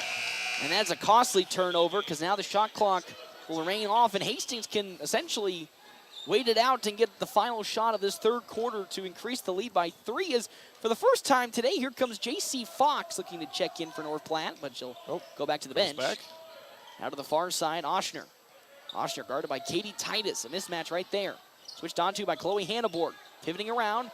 Now to Laux with 6 seconds. Laux back to Oshner. To the near side, Reynolds. Reynolds down low to Whitty. Whitty's shot is hooked up. No good. Great defense from Ava Franzen, and that's how we'll go to the fourth quarter. Still a 1 point lead for Hastings, 31-30 when we come back here. FM 98.1 and AM 1410. I'm so excited for my fresh baked Runza cinnamon rolls that I forgot to grab a napkin. Now you got cinnamon roll fingers, and they're so ooey. And gooey. I can't grab a spoon to dig into my delicious homemade chili. Maybe you should call for help? Oh, I'll call my mom. Oh, I've ruined my phone. Worth it, though. Come get Runza's homemade chili, fresh baked cinnamon rolls, and a napkin today. Because from the way we make it to the way it makes you feel, Runza makes it all better. Greatness doesn't happen overnight. It takes time, focus, and dedication. At Shelter Insurance, we understand that because we put in the hard work and dedication for decades. And that commitment is paid off with award-winning customer service for your auto, home, and life insurance. See me, Shelter Agent Brent Rogo, at 405 East C Street and find out why so many of our clients would recommend shelter. North Platte Post Sports.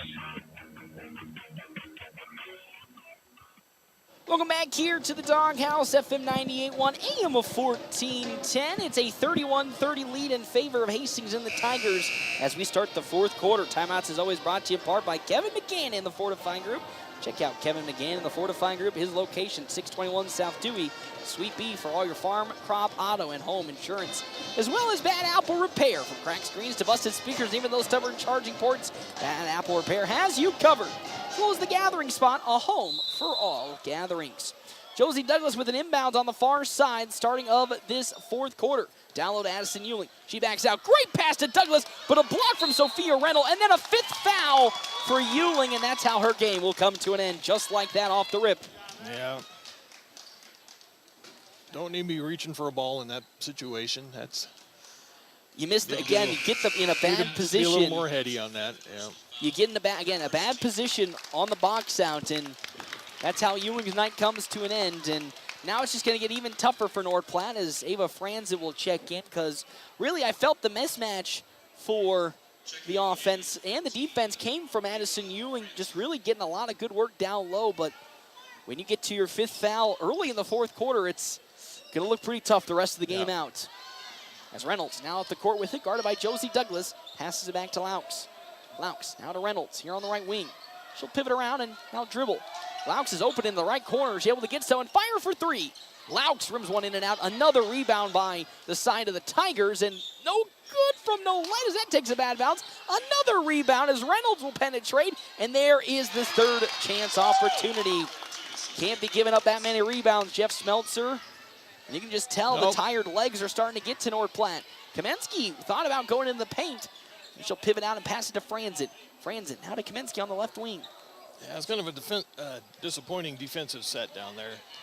As Give Douglas. Up way too many rebounds. Excuse me, correction, that's going to be Burke to Kamensky. She now drives after the pump fake. Easy layup blocked by Sophia Reynolds. I think that was all ball. Yeah, that looked clean from here. Good drive, though. That's what the Dogs needed. Have not been a good night from beyond the three-point line, outside of Katie Titus and a couple from Abby Kamensky, but need to get more penetration down in the paint if they want to at least start to work their way back in, as there's Kamensky's first free throw. She's 2 for 3 with 8 points. Yeah, good-looking free throw by Abby, and now into the game. Chloe Hannibor comes for Franzen. As Abby Kamensky now will fire her second. Oh, it takes a couple bad bounces, and it's rebounded by Nolette. She almost stepped out of bounds, but now we'll take it up the court. Kenzie Nolette now drives in the open court on the right side, guarded by Abby Kamensky. To the far side, out. Hayden Laux. Great defense from J.C. Burke, and she has 3 fouls as well. Pivoting around. Laux in some trouble. Finds Reynolds. 13 on the shot clock. 6:40 left to go here in the ball game. And the Bulldogs undefeated this season, 3-0. To the far side, Laux. Still looking with 5 seconds. Picks her dribble up. Still fighting. Gets across court to Nolette. She fires for 3. That one's airballed. Shot clock violation. There's a good defensive possession for the Bulldogs. It was. For 10 or 12 seconds, they kept them out 30 feet away from the basket, and that's what you need defensive bunch. And that's what you need to do. And you also got to be a little thankful that Hastings really wasn't passing the ball around too effectively on that set. That throw all the way up to J.C. Burke. Burke's able to collect it. Back to Titus from the left elbow. Oh, the rush shot, no good. And another rebound by Hastings. 33-31. And the Bulldogs just getting out-rebounded here in today's game against Hastings, which is surprising with how much of a height advantage you believe. Uh-oh, wide open. Nolette will penetrate into the lane, and her floater is good again. Kenzie Nolette, 14 points, and now this is the largest lead for Hastings, up 5, 36-31. As checking in comes Hallie Schultz. Hannibor to Kamensky on the left wing. Looking around, cross courts it to J.C. Burke. She'll fire for 3. Burke takes it off the back rim, and another rebound that'll be picked up by the side of the Tigers and Nolette. And now the other way comes Hastings. Nolette now driving into the lane. Blows right past, and there's no offensive foul, and it goes in. Head coach Tyson Hammond not happy about the no call. A lot of contact down low, and a timeout going to be called. One way or the other, I think it should have been called. They've been a little hit or miss on some of their calls. They'll call a couple of them that are ticky-tacky and then miss a couple that both sides might think are pretty obvious, but you got to play with what you got in front of you. 37-31 on our wicked fast scoreboard here with 5:30 left to go. You can really start to see the legs are starting to tire out, specifically on the defensive side. Kenzie Nolet just ran all the way into the paint. And you got to get used to that because they're going to be back-to-back from about here on out. Friday, basically. Saturday games. Yep. And that's, again, that boils down to conditioning. You know, you got to get in a better game shape, and that's what happens when you play lots of games. But a little more discipline. Some of these fouls I've seen here in the second half, just lazy fouls, not moving your feet, not getting in good defensive position, not getting in good rebounding position. And that is, again, just boils down to also just how tired they are. When you get tired and you don't want to get in the right position, you'll start to make sloppy fouls because you're just getting beat on the dribble right off. That's when you make your mistakes, is when you're tired. Yep. Of course, at the conclusion of this game, North Platte High School will be taking on Grand Island on the boys' side. Of course, this Grand Island squad, just like Kearney last year, getting a transfer in, this time from Louisiana. Jeff Smeltzer will have more information when we get closer to that game, but 5:30 left to go here in the fourth quarter. I feel like we're at a college game. At the Knights game, we got different opponents for the men and for the women. And again, I'm never a fan of playing two different teams on the same day. It just doesn't make logistical sense. But of course, in this situation, Grand Island does not have a girls varsity team, so props to Hastings for making the schedule change to come on down here. Pass that could be broken up. It's in the open court. Katie Titus finds the ball, and now we'll see a jump ball that'll go the way, unfortunately, of Hastings. That's a turnover for North Platte. Jeff Smeltzer, what does the Bulldogs need to do here in these final 5 minutes? Simple things like catching the basketball. We just don't catch it clean. Bobble it every time. And I shouldn't say every time. Bobble it too often. Do you think that just comes down to tiredness or just, to be honest, bad fundamentals? Good defense by there's Chloe. Good defense from Chloe Handelborg. She tries to get the ball up. Douglas is able to pick it up. Oh, but a bad pass as there's another steal, this time from Emily Kratzer, and Hastings will take over. I thought the outlet to Burke was a little further up, but turnover on the miscommunication. 4:50 left to go. Reynolds drives into the paint, and there's going to be a lane violation on the violation. I think standing in the paint for too long on the side of Hastings, and that's a turnover for the Tigers. So a little good change of direction for North Platte off the foul. Yeah, having trouble making out his call there. I didn't know if it was a carrying violation I don't know if it was lane violation. It looked like a lane violation. Kind of just a combination of the two motions. As now Kamensky here on the left wing. Now a lot of standing around, not a lot of movement, and this is what we talked about, the tiredness, not a lot of movement going on offensively for the Bulldogs. As Burke pivots around, looking for somebody. Chloe Handelborg now fires for three, overshoots it, takes a high bounce, fought for, it's on the floor, and it's last touched by North Platte High School and Abby Kamensky. As now checking in comes Hayden Laux for Hastings. 37-31 in favor of Hastings with 4:20 left to go in this ball game. Much better crowd tonight, Jeff Smeltzer, than first home game of the season. Yeah. Sophia Reynolds able to get past the You got more court. students in town today. That is also true, as a lot of them were gone yesterday for wrestling. One act, wrestling, swimming. There's so many things, and now a timeout called by Hastings. Of course, as you remember, some of the wrestling had to get turned back due to the crazy weather in Bellevue yesterday.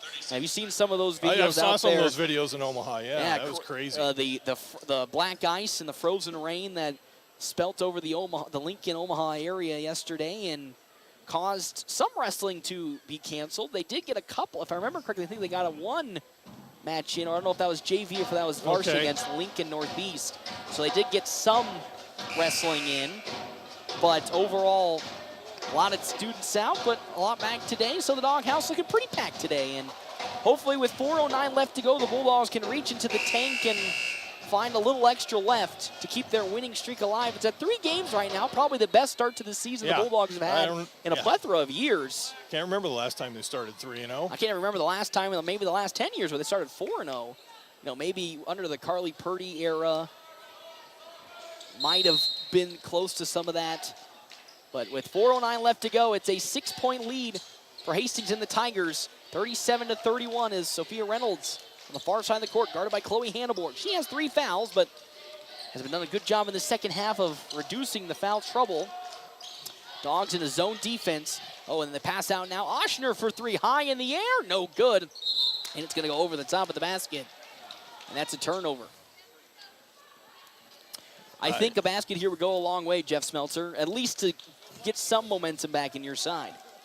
Let's go inside to Katie. Too many threes. Let's try and work one inside. And now the handoff to J.C. Burke. Now to Chloe Hanneborg. Into the corner. Abby Kamensky. Kamensky to Douglas. There's Katie. Douglas down low. Will pass it to Titus. Her shot goes There up, we and go. there you go. Just like the doctor ordered, there's Katie Titus with 2 points. Or excuse me, another 2. She got 9 on the day, and then a foul called on J.C. Burke, her 4th.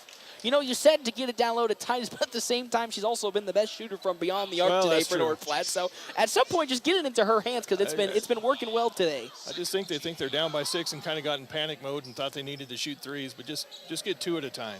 On the far side, Sophia Reynolds thought about going coast to coast, but will space it back out with 3:20 left to go. She picks her dribble up. Good defense from the Bulldogs. Into the lane goes Kratzel, and no good. Rebounded there by Josie Douglas and North Platte. Whoa. Pass up to Titus, and another turnover for North Platte as Douglas the basketball.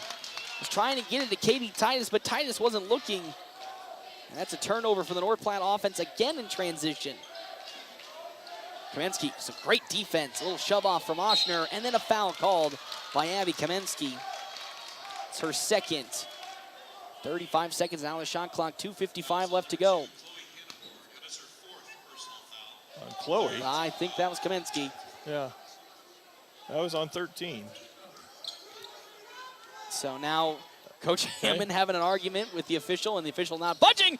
Oh, Kamensky almost got the steal, and now driving in on Chloe Hanneborg is Oshner, and she steps out of bounds. So I do think in the book it will go down against Abby Kamensky, but I can see the panic on Coach Hammond's face as he's still having a conversation. I mean, the official's not budging. Yeah. You would think there at least be some conversation to quell the concerns, but pass now to Katie Titus, top of the three-point line. Back to J.C. Burke. Burke around the perimeter. Now will pick her dribble up. Pass it to Josie Douglas with 20 seconds on the shot clock. Douglas jab steps into the lane. She goes. And then a foul is going to be called on the floor, on Sophie Reynolds. Second for Reynolds. 37-33 on our wicket fast scoreboard. 2:25 left to go in the ball game. Comes the inbounds from Abby Kamensky. She'll get the play set up. Kamensky looking, throwing it all the way out to J.C. Burke. Burke back to Kamensky. Open 4-3. Abby Kamensky with a big bucket there. Exactly what they needed. She now has 11 points, Abby Kamensky does. And guess what? It's only a 1-point lead for Hastings and the Tigers. Big fan of Coach Hammond's inbounds plays. They've been really, really good this season. Yeah, his baseline out of bounds play, his blobs are so good. And now Hayden Laux will try to answer, blocked by Kamensky. Burke picks it up. Here comes a fast break for Abby Kamensky. She goes the other way with it. Hunt for the layup, blocked by Sophie Reynolds. And now the Tigers might have an opportunity. It's a 3-on-1 fast break. Oh, the ball's on the floor and rolls out of bounds. Last touch by Hayden Laux. Oh, the officials kind of swallowed their whistles in the last couple possessions. Looks like there could have been a foul at either end of the court by both teams. I do want to say that looked like a foul from Josie Douglas, but with 1:46 left to go, 37-36 lead for for Hastings and the Tigers with 1:40 left to go. As that one is a foul going to be called on Kenzie Nolette, her third. Actually, I think that's her fourth. Oh, that's the fourth for Nolette. So a lot of teams, both sides getting into foul trouble here. Another inbound for the Bulldogs. Find Josie Douglas at the logo. Douglas holding the basketball, passes it to Abby Kamensky. Kamensky now gets it, trying to get it down low, and it's stolen away. Hayden Laux, and then a double dribble called by Sophie Reynolds. We got lucky there. That's a very difficult pass. The pass. That's a very difficult pass to try and find a post player 30 feet away from as that one's going to get into Kamensky with 1:28 left to go at the logo. Abby Kamensky spacing things out, gets it down low to Josie Douglas. Douglas now drives in on Reynolds, blocked by Sophie Reynolds, and then that's going to step out of bounds with Josie Douglas. And with 1:19 left to go, North Platte will be on the defense, full court press. They've gotten a couple of big steals on this full court press off the inbounds earlier. This time they won't be able to do so. As Hayden Laux slowly will take it up the court, not looking to get trapped. Cross it over to Oshner. Oshner up to Reynolds. And a timeout called by Hastings with 1:11 left to go in this fourth quarter. 37-36, Jeff Smeltzer. It's a big three has cut this game to just one in favor of the Tigers, but again, you need to take care of the basketball, and so far the Bulldogs have kind of reverted back to a lot of the old things of last season where they get a little too frantic and I would say confused, but too aggressive pass happy, and it results in a loss of a turnover off bad passes. Yeah, perceived pressure, getting sped up for no reason. Josie got the rebound, threw a long outlet pass when she had her dribble. I mean, she just could have brought it up herself, but that's okay. She's just sophomore. It's youth. And that's again the thing, that the controlled aggression we talked about. Picking and choosing when's the right time to, again, push the ball up the court on an outlet pass, or when is it actually the best time, specifically in this situation when it is a one-possession game. Maybe waste a couple of seconds to slowly take it up so that, because the Dogs, when they do get a good set play in, we've seen things work really, really well. It's just when things get out of that set play that it starts to break down, and that's when you see a lot of trouble. And you can't feed the post from 30 feet away. No. Just play smart. You're right there, ladies. Just get a stop here. Hastings called the timeout, so there'll be an inbounds now for the Tigers on the far side of the court. 1:11 left to go here in this fourth quarter. 37-36 on our Wicked Fast scoreboard. Inbounding it, Sophie Reynolds on the far side. Gets it in to Laux. Hayden Laux around the perimeter. Passes it to Oshner. Oshner has it a fall down from Hayden Laux. Great pressure from the Bulldogs. Uh-oh, wide open three. Nolette didn't decide to take it. She goes baseline and lost the basketball herself. And that's a turnover for Hastings. Okay, be smart, Dogs. All right, timeout now called. A timeout called by North Platte as they'll set a play up. I thought it was going to be a nice three from Nolette. She's already hit one already. And instead made an unforced error, losing the basketball out of bounds. And with 58 seconds, North Platte can set an offense up and inbound the basketball. Yeah, plenty of time. Get a good look. I'd say go inside to Katie again. I am impressed with Nolette. She's a heck of a ball player. For the last couple of seasons for Hastings, she has been their leading scorer and probably their best player. Now, the question becomes, what is Hastings going to do on this inbounds? Because they've been full court pressing most of the game. The last couple of possessions, they have been getting more back into a half-court defense. Well, 58 seconds and a 1-point lead, and the Bulldogs showing a vulnerability to turn the basketball over on inbounds. Do you think they'll go full court here? You know, I would, because you've only got 3 fouls. Even if you commit a foul, you're not in the bonus yet. So, looks like that's what they're going to do. I'd be aggressive and try and create a turnover. The Bulldogs have struggled today breaking down this, really actually just getting the initial pass off in this full court press. Tigers have done a great job defensively as Kaminsky with the inbounds, trying to find somebody, running out of time. And then we're going to see another timeout called by Tyson Hammond, as they did get the inbound into Katie Titus, but still call that timeout any which way. Yeah. And that's how it's been. The Bulldogs really, on this full court press, have struggled all night to find an opening to get a pass in, and because of that, there's been a couple of missed opportunities on the offensive side of the basketball. And I don't know if the Tigers have another full court press, and I would switch it up here. Yes. I wouldn't give them the same look. But again, this is where really Coach Hammond has to dig into his bank of his inbound plays, which again, we've known are really good. Yep. He's got to really reach deep into it to find something to get either Josie Douglas open or Chloe Hanneborg. So you can at least get some pressure up the court. Coach Creech does. He's been doing this for a long time, and looks like a different press. It's a different press, but also here for the inbounds with 58 seconds left to go in the ball game. 37-36 the lead for Hastings. Good screen, gets Abby Kaminsky open, and now in a double team, she crosses it to J.C. Burke.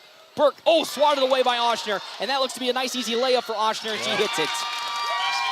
Bad pass leads to an open bucket, a 3-point lead for Hastings. The ball is going to be blocked, but picked right back up by Burke. She picks her dribble up, and she's in some trouble. And there's going to be a foul called. Okay. And again, that doesn't hurt them. Clock does stop, so it's 39-36. Bad pass from the Bulldogs, resulting in a turnover. So 4th foul for Hastings. Don't have to have a 3, just go down and score. Bulldogs, 4 fouls as a team. As here comes Josie Douglas with the inbounds. Douglas going to get it into Abby Kaminsky. Now back to Douglas. Douglas taking it up the court, has some distance on her defender. Josie Douglas steps on over to Hanneborg. Bad pass, but Hanneborg's able to pick it up. She now picks her own dribble up, cross court to Abby Kaminsky with 27 seconds, as that's going to go into the backcourt, and it's an over and back. As that looked to be a foul from She may have got bumped into the backboard, Hayden but no call. Laux. And now a timeout going to be, as now head coach Tyson Hammond yet again having another argument with the officials. And, you know, it's tough to be an official in this day and age. Yeah. But at the same time, it's also tough to play the game of basketball when you're trying to figure out what can I do and what can't I do if it's inconsistent. A better pass, you wouldn't have had that issue. Okay, here comes. So here comes some substitutions. Phoenix Brown as well as Fox. J.C. Fox will check in. They might be designated foulers here. I would assume so. At least take the free throw line for Hastings. 25 seconds, so one free throw will at least make it a two-possession game. The Bulldogs would have to get a quick score and then a quick foul on the other end if they at least want to stay potentially in this ball game. 3-game winning streak on the line. Imagine Hastings will run something to try and get Nolette open. So she'll be the one who gets fouled. She will, and the problem has been that Kenzie Nolette's been pretty good from the free throw line. I think she's only missed one so far today. With 25.3 seconds, both teams at 4 fouls. Nolette hasn't really scored much in the second half per se, but I wouldn't be shocked. Oh, she's going to inbound the basketball. It's going to come back to the inbounder. So, Bulldogs with their full court pressure here. Get it into Reynolds. Bulldogs won't foul. Shot clock is on, and now J.C. Fox will commit the foul. And now here comes Chloe Hanneborg and J.C. Burke. Burke has 4 fouls. Hanneborg has 3. And now to the free throw line goes Sophie Reynolds. Reynolds so far today, 1 for 2 from the free throw line for 1 point.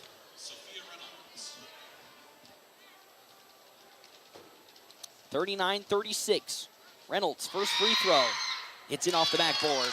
Now it's a 2-possession game. As here comes the substitutions for North Platte. 22.1. Now the question is, do you take a quick shot, like a 3, or do you try to get into the paint and then foul on the inbounds? As Reynolds. I'd take anything you can get. Just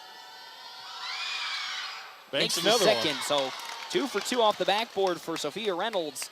She's got 3 points. The throw all the way up to Chloe Hanneborg. Down low to Titus. The floater is in from Titus, and a timeout going to be called. So that was exactly what the doctor needed. Another double figures night for Katie Titus. Yep.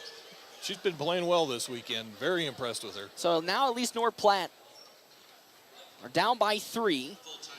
They've done a good job of getting the inbound stolen. But a big situation for the Bulldogs here. You hope that Burke, if she does stay in the game for this defensive set, it doesn't look like as Fox and Phoenix Brown once again look to check into foul. Yeah, overplaying, try and steal the first pass. If not, you got to foul as soon as you can. If I was Coach Hammond, I'd at least keep Chloe Hanneborg in, because I have her written down for 3 fouls right now. So I would keep her in at the very least, so that, because we've known she's been, from yesterday and today, that she's been probably the best Bulldog stealer from inbounds. And she might be the quickest Lady Bulldog they She have, is, off the first step. So a lot of things can change here. 41-39. Our timeout's brought to you in part by Kevin McGann and the Fortifying Group. Check out Kevin McGann and the Fortifying Group. His location, 621 South Dewey, Suite B. 16.3 seconds left. Bulldogs trail 41-38 as Hastings will inbound the basketball in the bonus. Bulldogs do have possession of a jump ball as Kenzie Nolette will inbound it. As now here comes the inbounds from Nolette. Good pressure from the Bulldogs defense. They somehow get it into Hayden Laux. And there's a foul for J.C. Fox. It's her second, and just a hair over a second came off the clock, so which is perfect with the way they scored for the Dogs. With the way they scored last time in a few milliseconds. Now you're going to see what hopefully Hayden Laux can do from the free throw line. She's been perfect as well, 2 for 2 today when given the opportunity. Laux at the stripe, 3-point lead. She'll go nothing but net, 3 for 3. Ice in the veins, they've hit their last 3 free throws. 15.4 seconds left to go. It's a 42-38 lead in favor of Hastings. As Hayden Laux again will fire. It's going to just take a nasty bounce in. And now here comes the North Platte offense, quick succession. Abby Kamensky up the court with 12 seconds. Almost stolen from behind and is stolen from behind as there is a sandwich. She got sandwiched on that. That's a hard foul. As Hayden Laux got sandwiched between Kamensky and Hanneborg. May have caught a knee. But another bad turnover for North Platte on the offensive side. In transition again. She pops back up.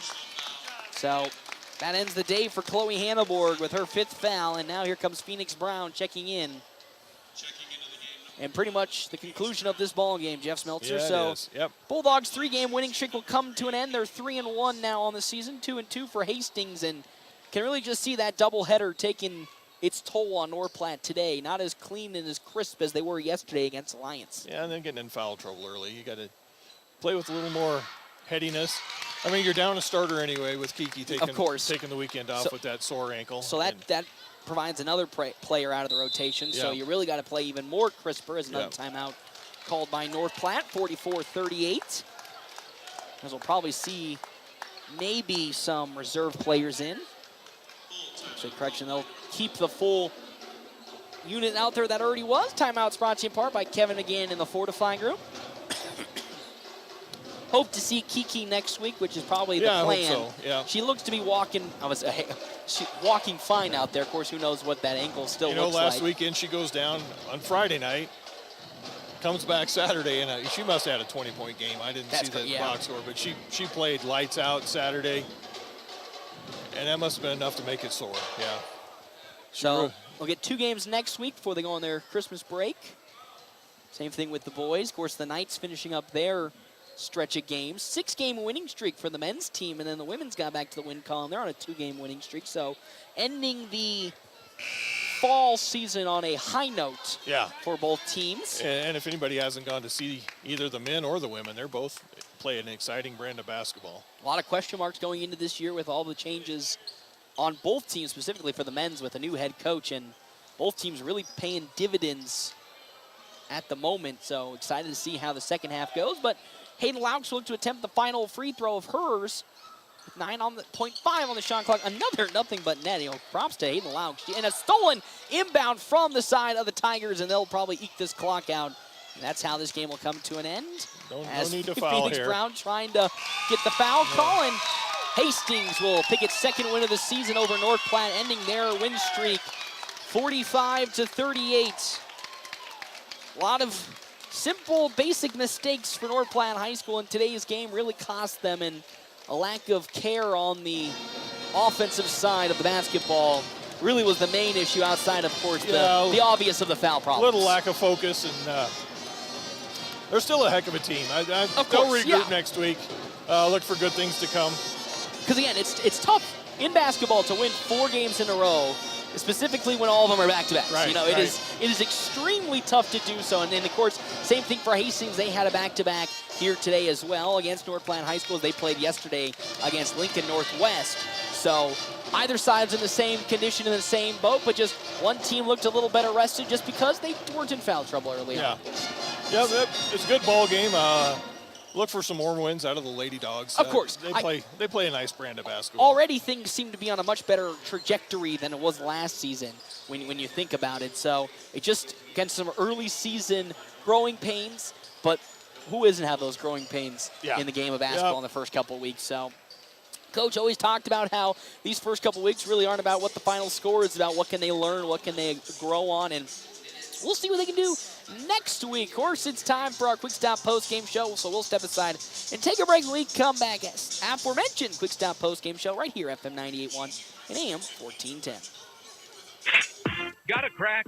Get it fixed fast at Larry's Glass. From windshields to windows, Larry's Glass in North Platte has been your trusted glass repair and replacement experts for over 40 years.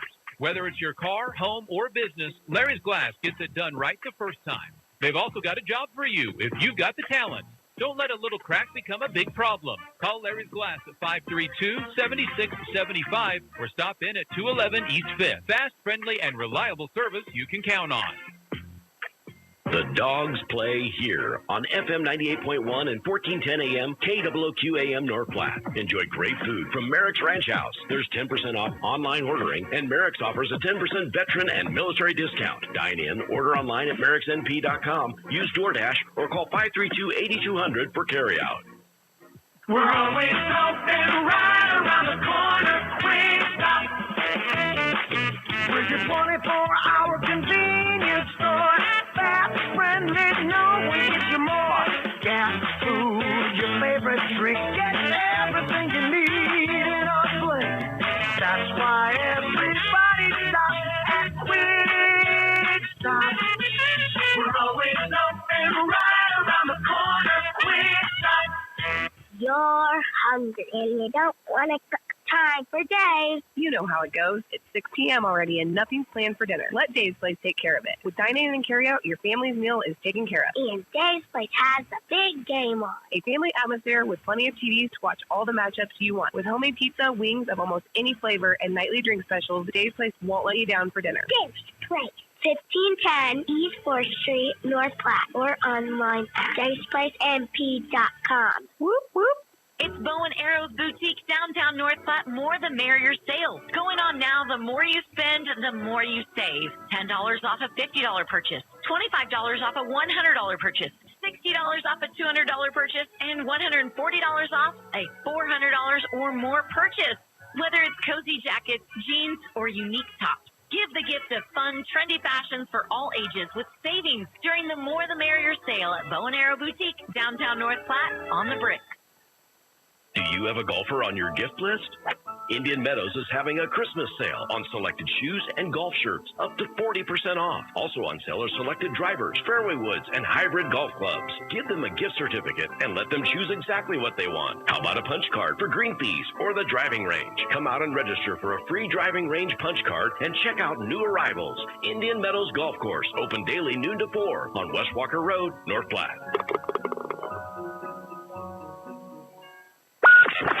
It's the Quick Stop post-game wrap-up. Quick Stop never closes, with 24 locations open 24 hours a day. Welcome back here, Quick Stop post-game show. 27 locations open 24 hours a day. Bulldogs fall in this one 45-38. Their three-game winning streak comes to an end. They're now 3-1 on this season. We talked a lot about this game, Jeff Smeltzer, in terms of fouls aplenty, and the legs being all dead, and that's just kind of how back-to-backs kind of go if early on in the season as teams are trying to get into game shape, but you just can't keep committing these silly fouls and expect to get away with them every single game. Yeah. I don't know what to say. They get in foul trouble early. They get in foul trouble again right in the third quarter. And now the question, of course, that the conversation will be, Addison Ewing, picking up her fifth foul basically at the start of the fourth quarter. How much of a difference does she make in this ball game if she doesn't have that fourth foul or even third foul heading into that quarter?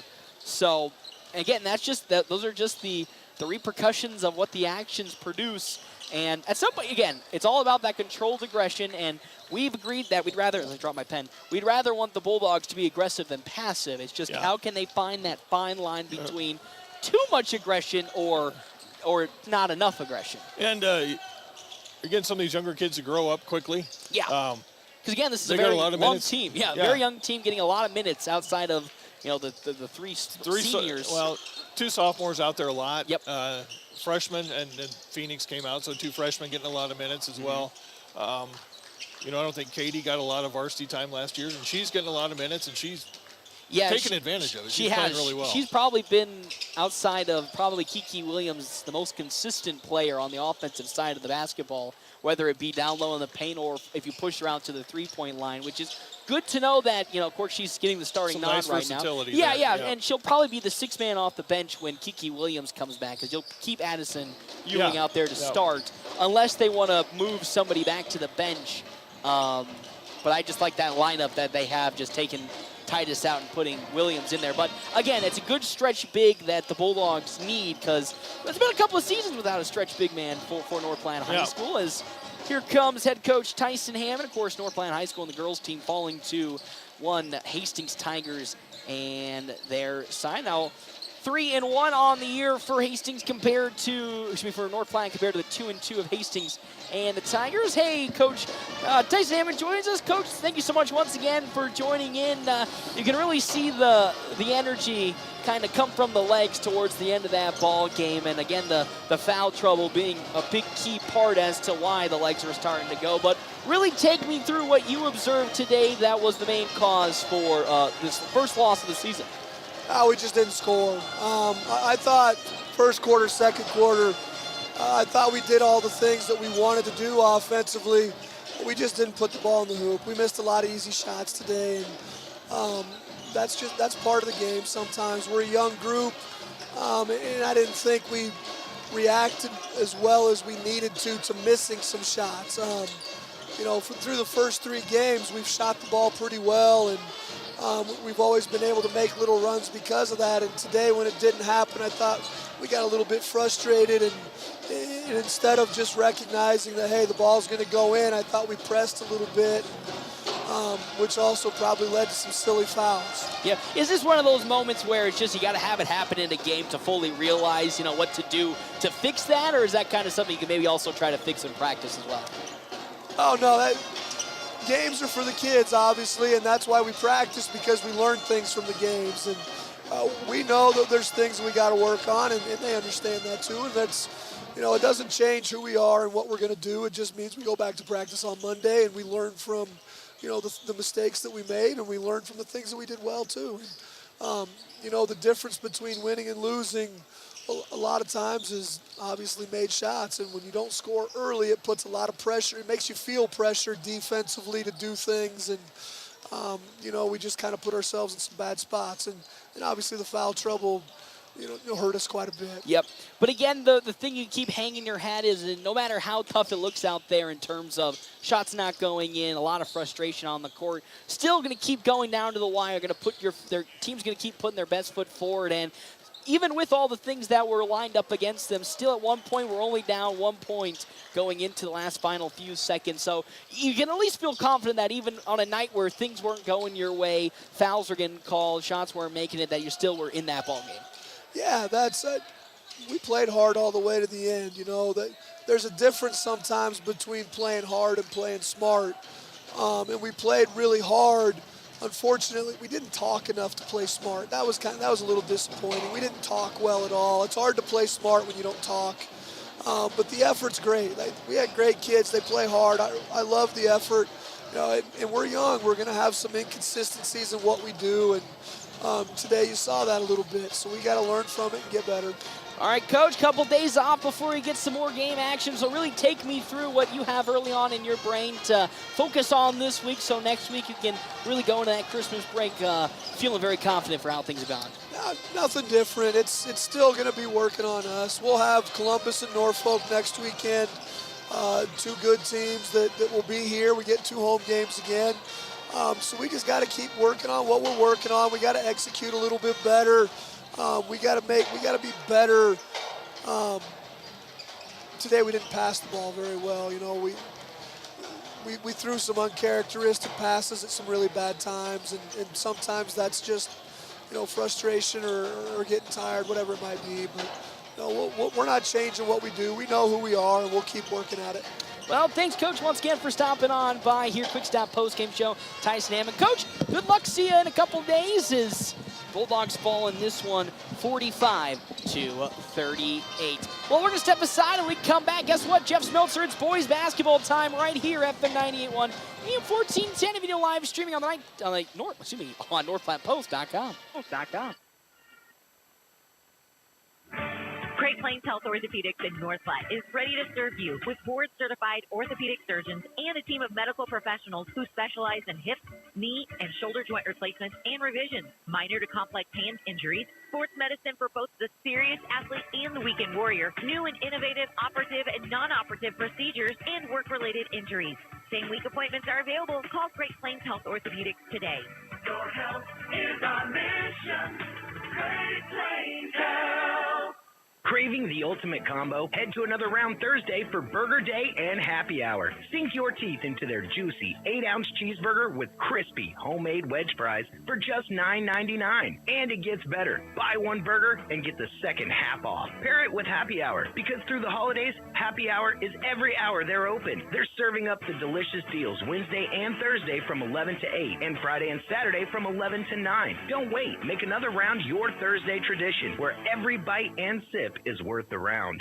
Shop and celebrate at the Golden Spike Tower this holiday season, where you'll find unique gifts for everyone on your list, from grandpa to the grandkids, coworkers, and more. We're open from 9 to 5 daily and late on Wednesdays until 7. Let us help you find that perfect gift. No admission is required to shop in the store, and we're open till 2 p.m. Christmas Eve just to help you with those last-minute finds. Discover more than trains at the Golden Spike Tower store, your destination for history, holiday spirit, and gifts for all. At Riddle's Jewelry, we believe that every special moment deserves to be celebrated. For over 60 years, our family has been honored to be part of your family's memories. This holiday season, discover the joy of giving with up to 50% off our exquisite collection of diamond, gemstone, and gold jewelry. Shop our holiday sale to find the perfect gift this year. Riddle's Jewelry, for life's special moments since 1959. Riddle's Jewelry at District 177 in North Platte. The preceding was an Eagle Media Sports presentation.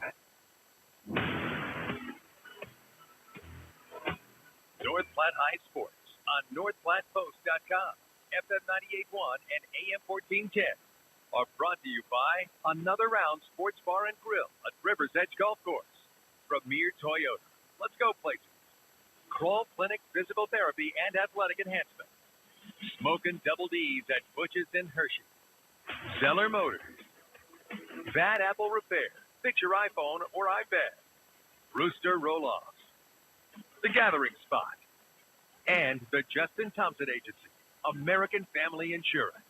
Today's game also brought to you in part by the D&N Event Center, Mid-Plains Community College, Runza, Great Plains Foot and Ankle, Farm Bureau Financial, Larry's Glass, Dave's Place, Bureau Clean, Bill Summers Ford Honda Lincoln Nissan, Great Plains Health Sports and Therapy, Great Plains Health Home Care Equipment, and Shelter Insurance, Pete Balls and Brent Rogo.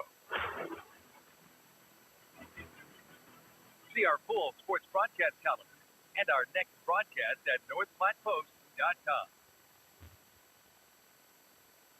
The following is an Eagle Media Sports presentation. North Platte High Sports on NorthPlattePost.com, FM 98.1 and AM 1410 are brought to you by Another Round Sports Bar and Grill at River's Edge Golf Course. Premier Toyota. Let's go places. Crawl Clinic Physical Therapy and Athletic Enhancement. Smokin' Double D's at Butch's in Hershey. Zeller Motors. Bad Apple Repair. Fix your iPhone or iPad. Rooster Roll-Offs. The Gathering Spot. And the Justin Thompson Agency. American Family Insurance. Herbert in motion. The pitch out to Sam Herbert. He's going to have some space for the leg. Hit the open field. Sam Herbert with the touchdown. I mean, he exploded through that open hole. Ewing's attack finds the mark. 21-13. Today's game also brought to you in part by the D&N Event Center, Mid-Plains Community College, Runza, Great Plains Foot and Ankle, Farm Bureau Financial, Larry's Glass, Dave's Place, Bureau Clean, Bill Summers Ford Honda Lincoln Nissan, Great Plains Health Sports and Therapy, Great Plains Health Home Care Equipment, and Shelter Insurance, Pete Balls and Brent Rogo. The ball comes out once again, and it's picked up by the Bulldogs. Another fumble, this time from Michael Wojcicki, and North Platte's going to pick it up. Holy moly, yet again this Bulldogs defense coming in clutch. Fuller now fires into Dybert. That one drilled out to center. It's going all the way. Another home run for the Bulldogs. They take the lead, 9-8. Are you believing in miracles right now? Watch today's game live at NorthPlattePost.com. Brought to you by WB's Fun Center and Pregame. To the Dogs, Paxton Gordon. Welcome back here to the Doghouse, FM 98.1, AM 1410, and of course, video live streaming, NorthPlattePost.com. It's time for some boys basketball. The 1-2 Grand Island Islanders taking on the 0-3 North Platte Bulldogs. Of course, Bulldogs fell yesterday to Gehring by 13 points. Jeff Smeltzer, and come today to face a 1-2 record Grand Island team, a Grand Island team that is very, very scary coming into today's game. Very scary. Face some tough opponents, and watching them in the JV game, they can shoot the ball, they can shoot the three to go along with some height. Yeah, they do, and that's got some height and athleticism. That's the part. As bad as they were last year in terms of gazing holes in their overall height, but we'll see what can go along here. Because again, 1-2 for this Grand Island squad that we thought was probably going to be, record-wise coming into today's game, maybe a little bit better. Yeah, I've only watched a little bit of film on it. They got some guys that there. Now I can't remember who they've lost to. Oh, good heavens, yeah. Here, I'll got you. Let's pull it up. But anyway, I think one was fairly close. Anyway, they've got a player to watch out for. I believe it's number 3, Victor Fisher Jr. Fisher Jr. Transfer from Louisiana. He's 6'6", long, athletic. He's going to block some shots, might even get a dunk or two tonight. Bulldogs, just remember, block shots, just a miss. Don't make it anything bigger than it is. If he gets a dunk, it's just a made basket. Don't make that any bigger than it is. So 1-3 Grand Island it is. They lost to Lincoln North Stars 72-34 yesterday. Lost to Burke in overtime 57-50. Beat Columbus 56-54 and then fell to Buena Vista 61-58. So they've gone through some tough opponents, but then also lost some pretty easy bunnies if you're asking me. So yeah, and North Star, they've got like all the best.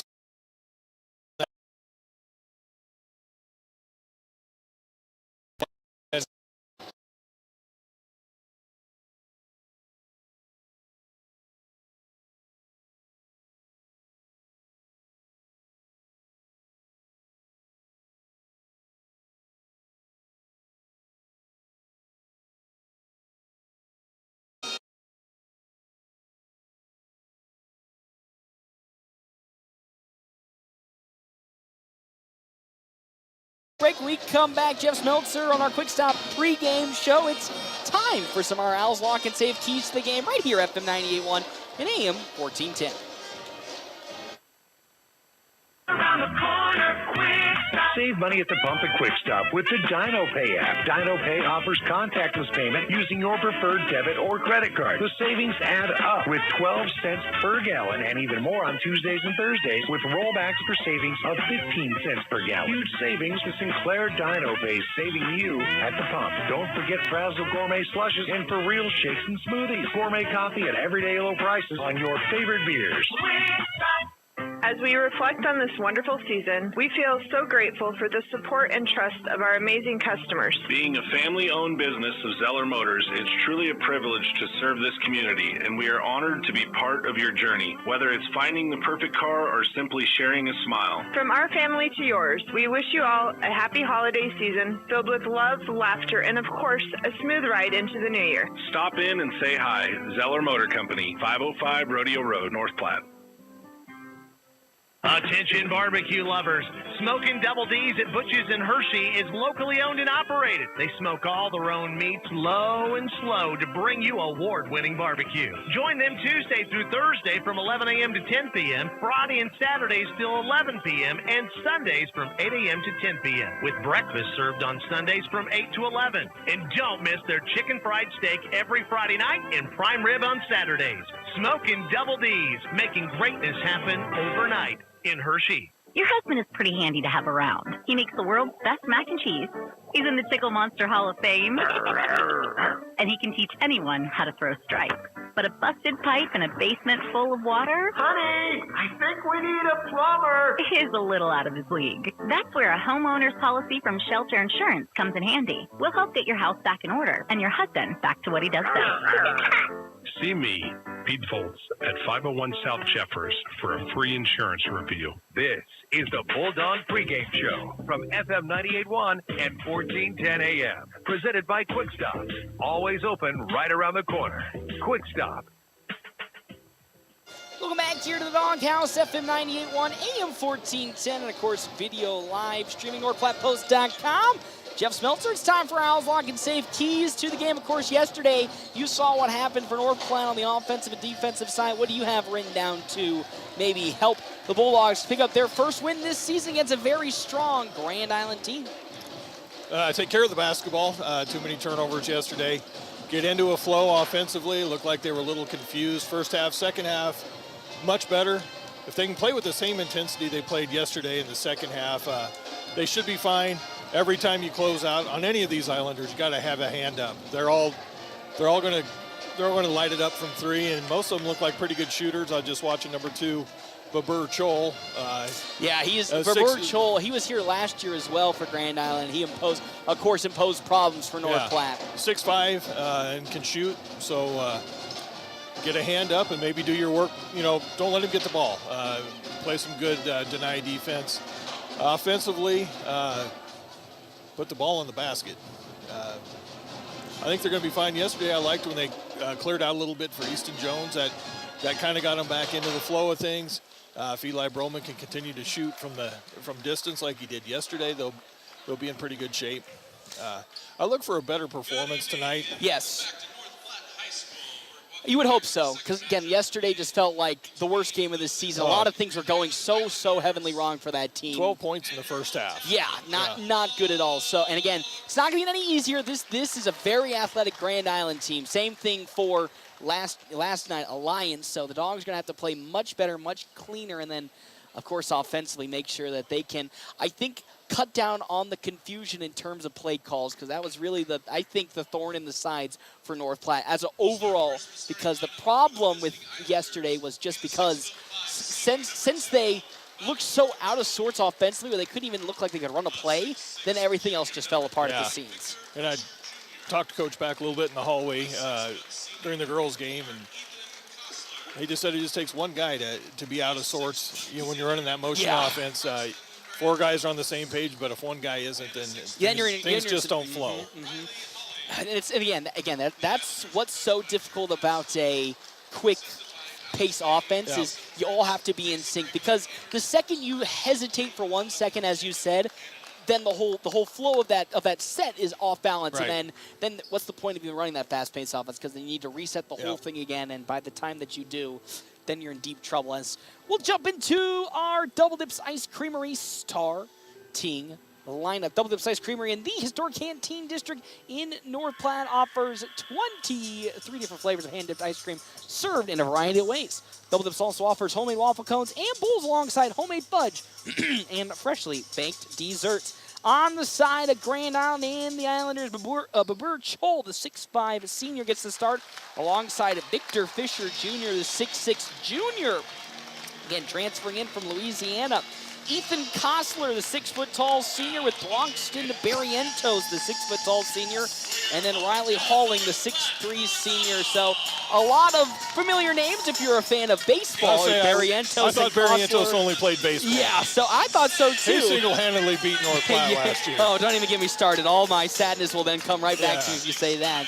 But now the starting lineups for North Platte High School. Sam Hewlin gets to start alongside Easton Jones, Eli Broman, as well as Alonzo Torres, and getting the start, Evan McCuskey tonight will be starting for North Platte High School. Putting some height out there. With some height and at least some athleticism, because this will be a tough matchup for Carter Dishman, just because he has the good height against Chol. He just doesn't have the athleticism. Even harder for him because he's not here. Oh yeah, look at that. I don't see him. So you're right. You make a good point. I don't see Carter Dishman out there. He's not on the sideline or anything. So all right, interesting. Okay, well that makes sense. So Evan McCuskey will be taking the jump against Babur Chol. 6'5" for Chol. McCuskey sitting at 6'3", so a 2-inch height jump, and Babur Chol will win it, and here comes the other way. Grand Island and the Islanders to start this game off. Again, they're 1-3. North Platte 0-3 as that pass from Victor Fisher Jr. goes out of bounds, and North Platte will start things off now on the offensive side. Now here comes the other way with the Bulldogs. McCuskey in the right corner, into double team. Now drives baseline. He will step out of bounds, and that's a turnover for North Platte to start off. All right, Dogs back up. Look like they're going to start out man-to-man again. I guess this is their second defensive possession. I like that they are going man-to-man. As into the lane there goes Bronxton Barrientos, and Easton Jones will collect the rebound, and now up the court comes Easton Jones with it. To the far side, Sam Ewing. Now Jones with it. Still nothing to score here on our wicked fast scoreboard with 7:24 left to go. Now Eli Broman in the right corner, guarded by Halling, and it's stripped out of bounds, and North Platte will have an inbounds. Okay, interesting. Victor Fisher's defending Alonzo Torres. I thought he'd go against a taller player. I thought I'd go against Easton Jones at the very least. So Sam Ewing now will pass it to Jones here on the right wing, guarded by Chol. Easton Jones fires for three. It's short. He'll collect his own miss. Jones got Victor Fisher Jr. jumping, and that takes a bad bounce out, and it's rebounded by Fisher Jr. And now up the court, here comes Babur Chol. Pass back to Victor Fisher Jr. Fisher into the lane on Easton Jones. Man, he got a push off, and that shot no good. Tipped and rebounded by Easton Jones. So North Platte got a little lucky there, and specifically Grand Island got a little lucky, and then a foul called on Babur Chol. And there's the first foul for Chol today, and it's still 0-0.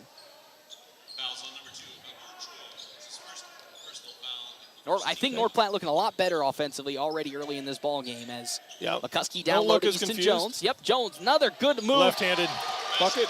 Got Babur Chol jumping, and there's the first 2 points for Easton Jones, and now up the court comes the side of Kostler.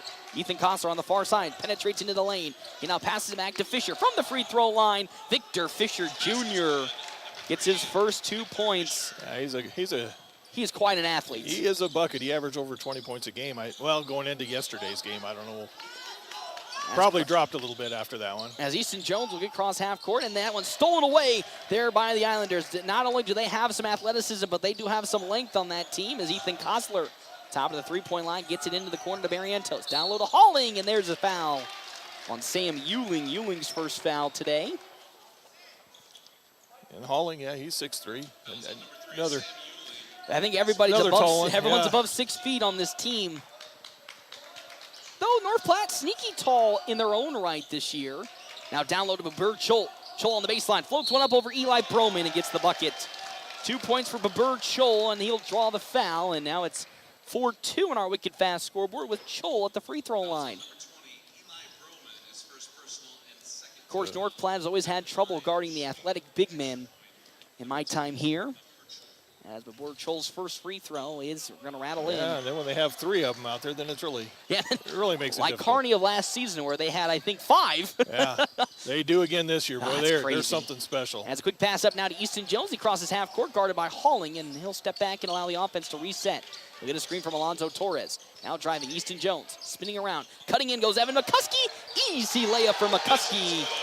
First 2 points for Evan McCuskey. And now up here come Grand Island and the Islanders. Wearing their black uniforms here today. Deep three from Bronxton Barrientos, no good. Rebound there by Halling. Halling backing down Ewing. Back out. Here comes a cutting in Barrientos. And there's Bronxton Barrientos. He's got his first 2 points, and it's 7-4 on our wicked fast scoreboard early on. McCuskey on the far side to Ewing. Ewing trying to not get caught in a double team. Now to Eli Broman. Broman picks his dribble up to Easton Jones, guarded by Victor Fisher Jr. Now to Torres. Alonzo Torres, cross courts to Ewing. Ewing to Broman. 15 on the shot clock. McCuskey on the left wing. Now looking for some help, looking to drive potentially in on Kostler. That one's stolen away by Victor Fisher Jr., and here he comes up the court and stripped away Easton Jones. Good defense that time by Easton Jones. Not committing the foul, but also stripping it away as here comes some substitution. Cody Garrett as well as Carter Bernal. As Halling will check out as well as they're trying to play with 6. I was going to say who's still trying to play with 6. Who's going to come out as Babur Chol will check out, and it's 7-4 on our wicked fast scoreboard with 4:53 left to go. Fisher Jr. now to the near side to Garrett. Garrett back over Stepping back, Barrientos picks his dribble up, gets it over to Kostler. Kostler, now to Victor Fisher Jr. He'll pull up for three. No good. Nope. Great, and it goes off the It's a top of the support basket. wire. Thank heavens. And even a good box out down low as Jake Kincaid checks in for North Platte. As checking out goes Alonzo Torres, and now here comes a full court press from Grand Island. Bulldogs did really good yesterday against Grand Island in terms of breaking down the full court press. Yeah, the press wasn't much of a problem yesterday, and here they go. As Sam Euling now in some trouble is able to find Jake Kincaid, and that one's going to be tipped out of bounds. Barrientos saves it. Euling gets the rebound. Oh, and he tries to push it to Eli Broman in the left corner. That would have been a big bucket. Could have had a little floater there. So it's 8-4 on the wicked fast scoreboard as Eli Broman will inbound it. They get the ball into Jake Kincaid at the top of the three-point line. Kincaid directing traffic. Now thought about driving with 15 on the shot clock. The offense resets. Now to Easton Jones on the right wing. Jones, jab steps. Now look to dribble on Victor Fisher Jr. He drives in on Fisher Jr. Now he's going to fade over Victor Fisher Jr. No good. Rebounded there by Cody Garrett. Up there with some speed. Ethan Kostler. Kostler with some pace into the paint now. He'll throw up a really half-hearted shot. Collects the rebound, does Ethan Kostler. And now to Victor Fisher Jr. for three, and it's buckets. From Victor Fisher Jr., it's 11-4 on the wicked fast scoreboard, and Victor Fisher Jr. already got 5 points in today's ball game. Yeah, he can go inside or outside. That wasn't a fluke that he made that three. And now here comes Easton Jones on the right wing. He pumps, thought about the three, but now will drive in on Victor Fisher Jr. in a triple team. Down low to McCuskey, to Sam Euling, his first three tonight. No good. Great rebound from Easton Jones. Blocked, though, by Victor Fisher Jr. and a foul. On Victor Fisher Jr., his first, and that means Easton Jones will go to the free throw line. Great offensive rebound by Easton Jones against Fisher Jr., and with 3:25, Easton Jones will shoot his first two free throws today. Oh, that first one is short as Babur Chol will check back in. And I don't know, Jeff Smeltzer, what it is with your son, but every time he checks in, it's against the opposite side of a big man. Yeah, he checks in for a post player. As checking in also Babur Chol with Jarrett Smeltzer. He's going to deke him there. They're going to think he's going to go in the post. But as another free throw from Easton Jones, better on the second attempt as he'll go 1 for 2 as Chol will now take it up the court. Pass it to one Bronxton Barrientos on the right wing.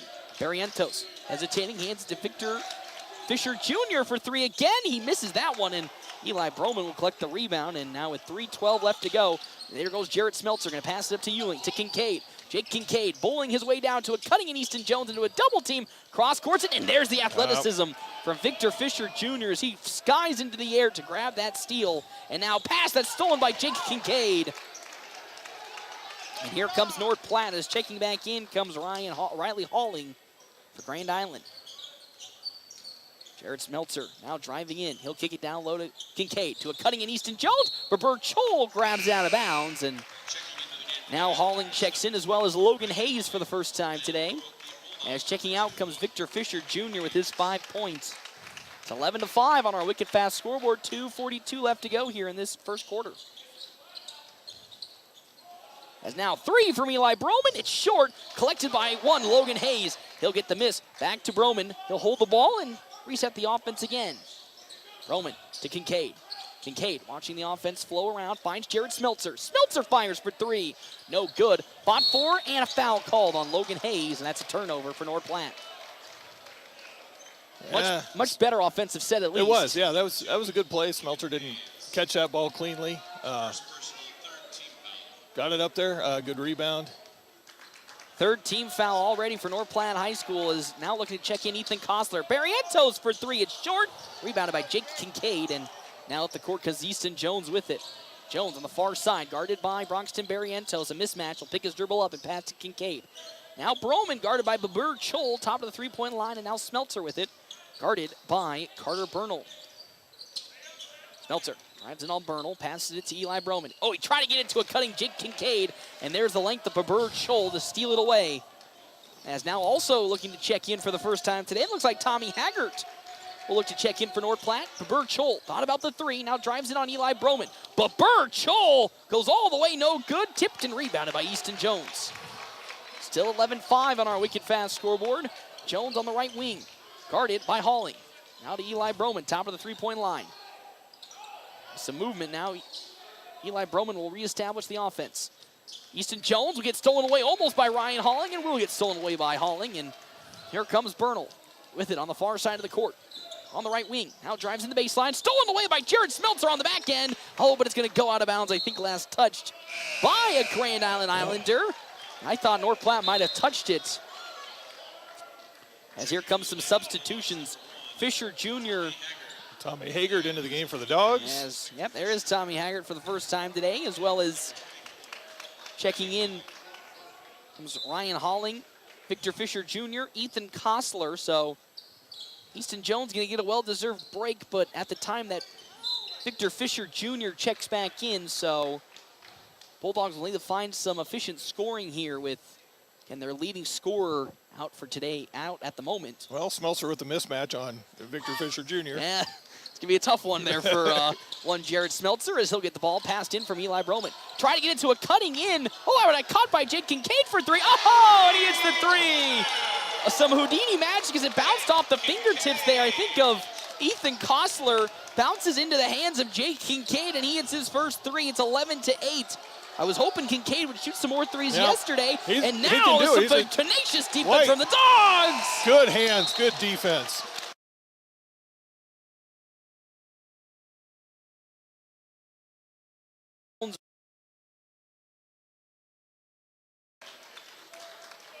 (11-8) on the wicked fast scoreboard. North Platte trailing Grand Island. Kincaid able to get the pass. Now pass it to Smeltzer. Jared Smeltzer, though, will step back at the logo and slow things down. Oh, don't pick up your dribble. Sorry, that was a dad moment. Yeah, the dad moment is Jake Kincaid able to get the miss. He goes up over Berberg. There's Jake Kincaid's got 5 points. Looking more active on the in the offense today, Jake Kincaid does, and North Platte's only trailing by one as Berberg Chol gets stuffed at the rim by Easton Jones. And now here comes Logan Hayes court for North Platte High School. Back to Easton Jones, and Jones back up to Logan Hayes. 5 seconds to Easton Jones with 2 seconds. He'll throw up a three. It's going to be way short, and that's how this first quarter will go to an end. But Jeff Smeltzer, things looking much better here to start this game for North Platte. This is the way they looked against Norfolk, so that's a much better performance. Had a couple things go their way. Jared Smeltzer, I don't know whether I give him the assist on the pass off the head of the defender out to Jake Kincaid. I don't think that one's how that's going to go, but not even in dad stats, you can't do that. 1 point lead for Grand Island. We come back here to the Doghouse, FM 98.1 and AM 1410.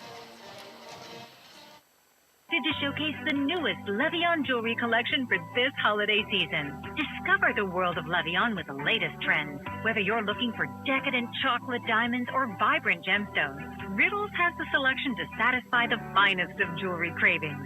For a limited time, receive special savings of 20% on any Levion purchase now through December 20th.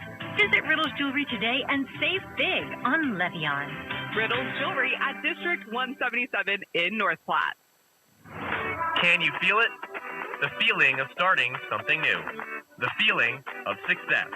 At Mid-Plains Community College, our instructors are ready and willing to support you on every step of your educational journey. Whether you're just starting out or changing careers, MPCC can help you transform your future. Learn more by visiting our website at mpcc.edu. That's mpcc.edu. The Dogs play here on FM 98.1 and 1410 AM, KOOQ AM North Platte. Enjoy great food from Merrick's Ranch House. There's 10% off online ordering, and Merrick's offers a 10% veteran and military discount. Dine in, order online at merricksnp.com, use DoorDash, or call 532-8200 for carryout. North Platte Post Sports. Welcome back here to the Doghouse. Timeout's brought to you in part by Kevin McGann and the Fortify Group. Check out Kevin take the McGann. lead. Yes, they do. Here are the Fortify Group.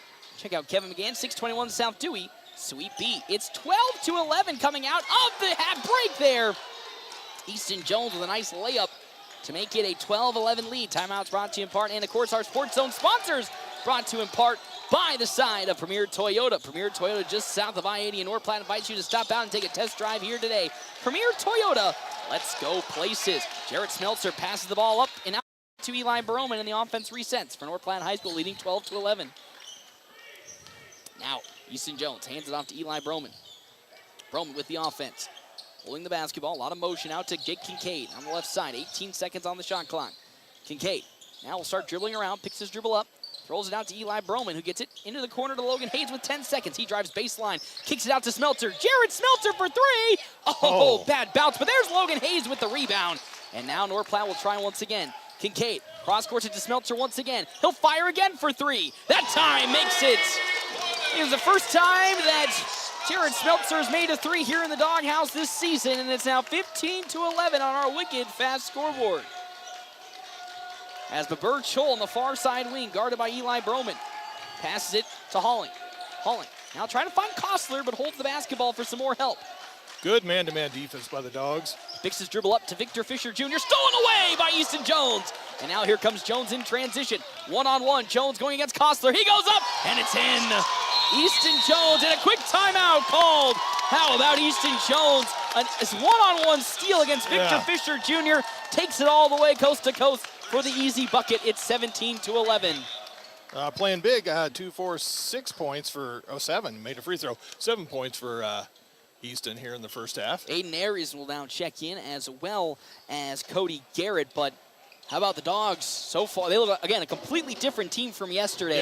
17-11, and it really boils down to this team when they aren't thinking about the offense and having that confusion like they did yesterday. Whole different unit out there. Yeah, playing with that aggression. Good ball movement. There's the key. We talk about it all the time. Tall, lengthy team, good ball movement. Keep it up, Dogs. Still early on, though. Yeah, it is. 6-point lead, 17-11 here on the wicked fast scoreboard. Victor Fisher Jr. as well as Babur Chol have gone to the bench. So they've gone smaller. It's now Garrett to the near side to Halling. Ryan Halling drives it on King's face. He floats one up. No good. Blocked up by Logan Hayes, but rebound on the side by Aries and the Islanders. 17-11. Box to Barrientos. Pass it out. Here comes the three from Micah Nelson. No good. Rebounded again for three for Grand Island. Misses that one. That one topped the top, though, of the... Got the support strap. That happens every game. As Evan McCuskey checks in for Easton Jones, as he'll get a nice good break. So I love the spacing in terms of Easton Jones taking a break when Victor Fisher Jr. does, because that's the main matchup that Easton's going to be playing all day today in this man defense. And the Bulldogs still have scoring options out on the court. The pass now to Jared Smeltzer on the right wing, and that's a bad pass from Kincaid, and that's how this possession ends. Might have been a shot for three if it was a better pass, but turnover for the Dogs offense, and now checking in comes Carter Bernal. Checking out goes Riley Halling, and now here comes an even much shorter lineup for Grand Island and the Islanders. They're going small ball just like the Dogs. Now pass to the near side. Here comes driving in Aiden Aries. Aries kicks it on out. Garrett with the basketball. Now to Bronxton Barrientos. Barrientos into a cutting Bernal. He'll kick it back out. Driving into the lane. There goes Micah Nelson, and Miles Nelson picks up his first 2 points. And there you can see Jeff Smeltzer, that speed and that small ball action you're talking about gets a result of 2 quick points. Got to stop that dribble drive, because then you got to scramble to pick up that driving ball player, and then he kicks it out for a bucket. As that ball's tipped out of bounds from Aiden Aries as he's guarding Garrett Smeltzer. So now Logan Hayes will inbound the basketball for North Platte High School. Smeltzer gets it in the backcourt, and now we'll take it up. 5 minutes left to go here on the wicked fast scoreboard. 17-13 the lead for North Platte High. Kincaid now with the basketball. Jab steps, cross court to Smeltzer. Smeltzer into Hayes. Hayes in the right corner. Now jabs and drives. Picks his dribble up. Still looking for some help. Finds McCuskey. He's able to keep control of the basketball. He's looking for an outlet good pass. Ball fakes. Needs some help. Crosses to Eli Broman. Broman with the fake in 3 seconds. Floats one short.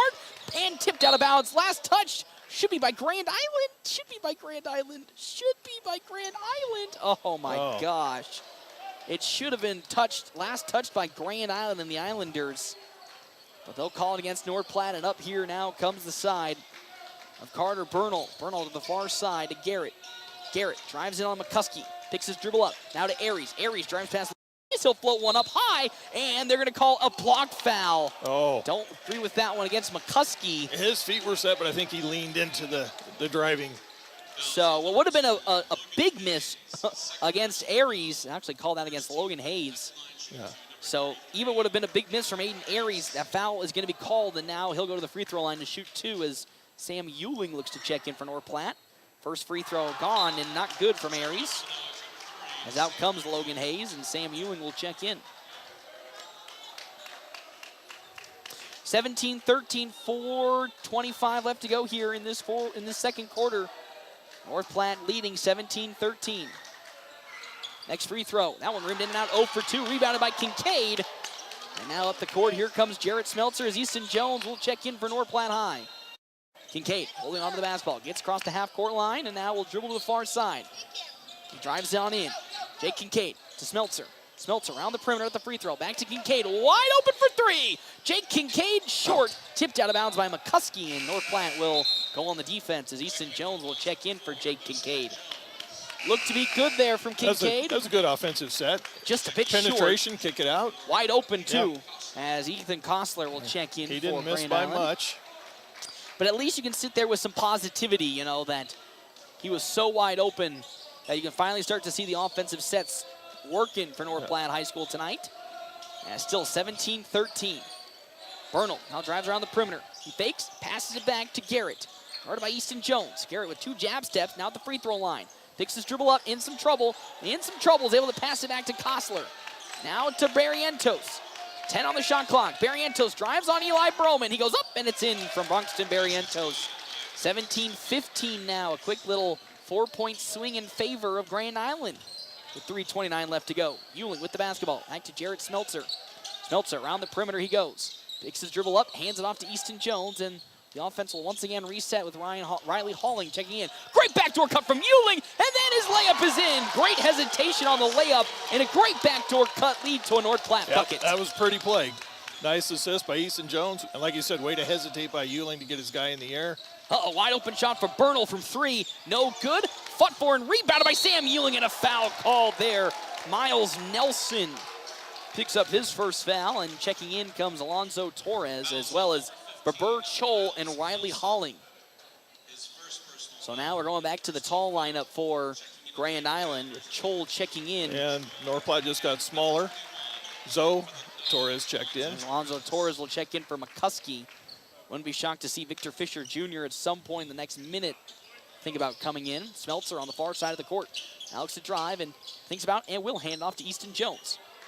Jones calling for a screen. Crosses over into the open paint. He'll float one up and short. He tries to get his own miss, but picked up by Babur Chol. And now Chol with his first rebound comes the other way with it. Chol crosses over, lost the basketball, fought for on the floor. It's still on the floor and it rolls out of bounds. Last touched by the Islanders.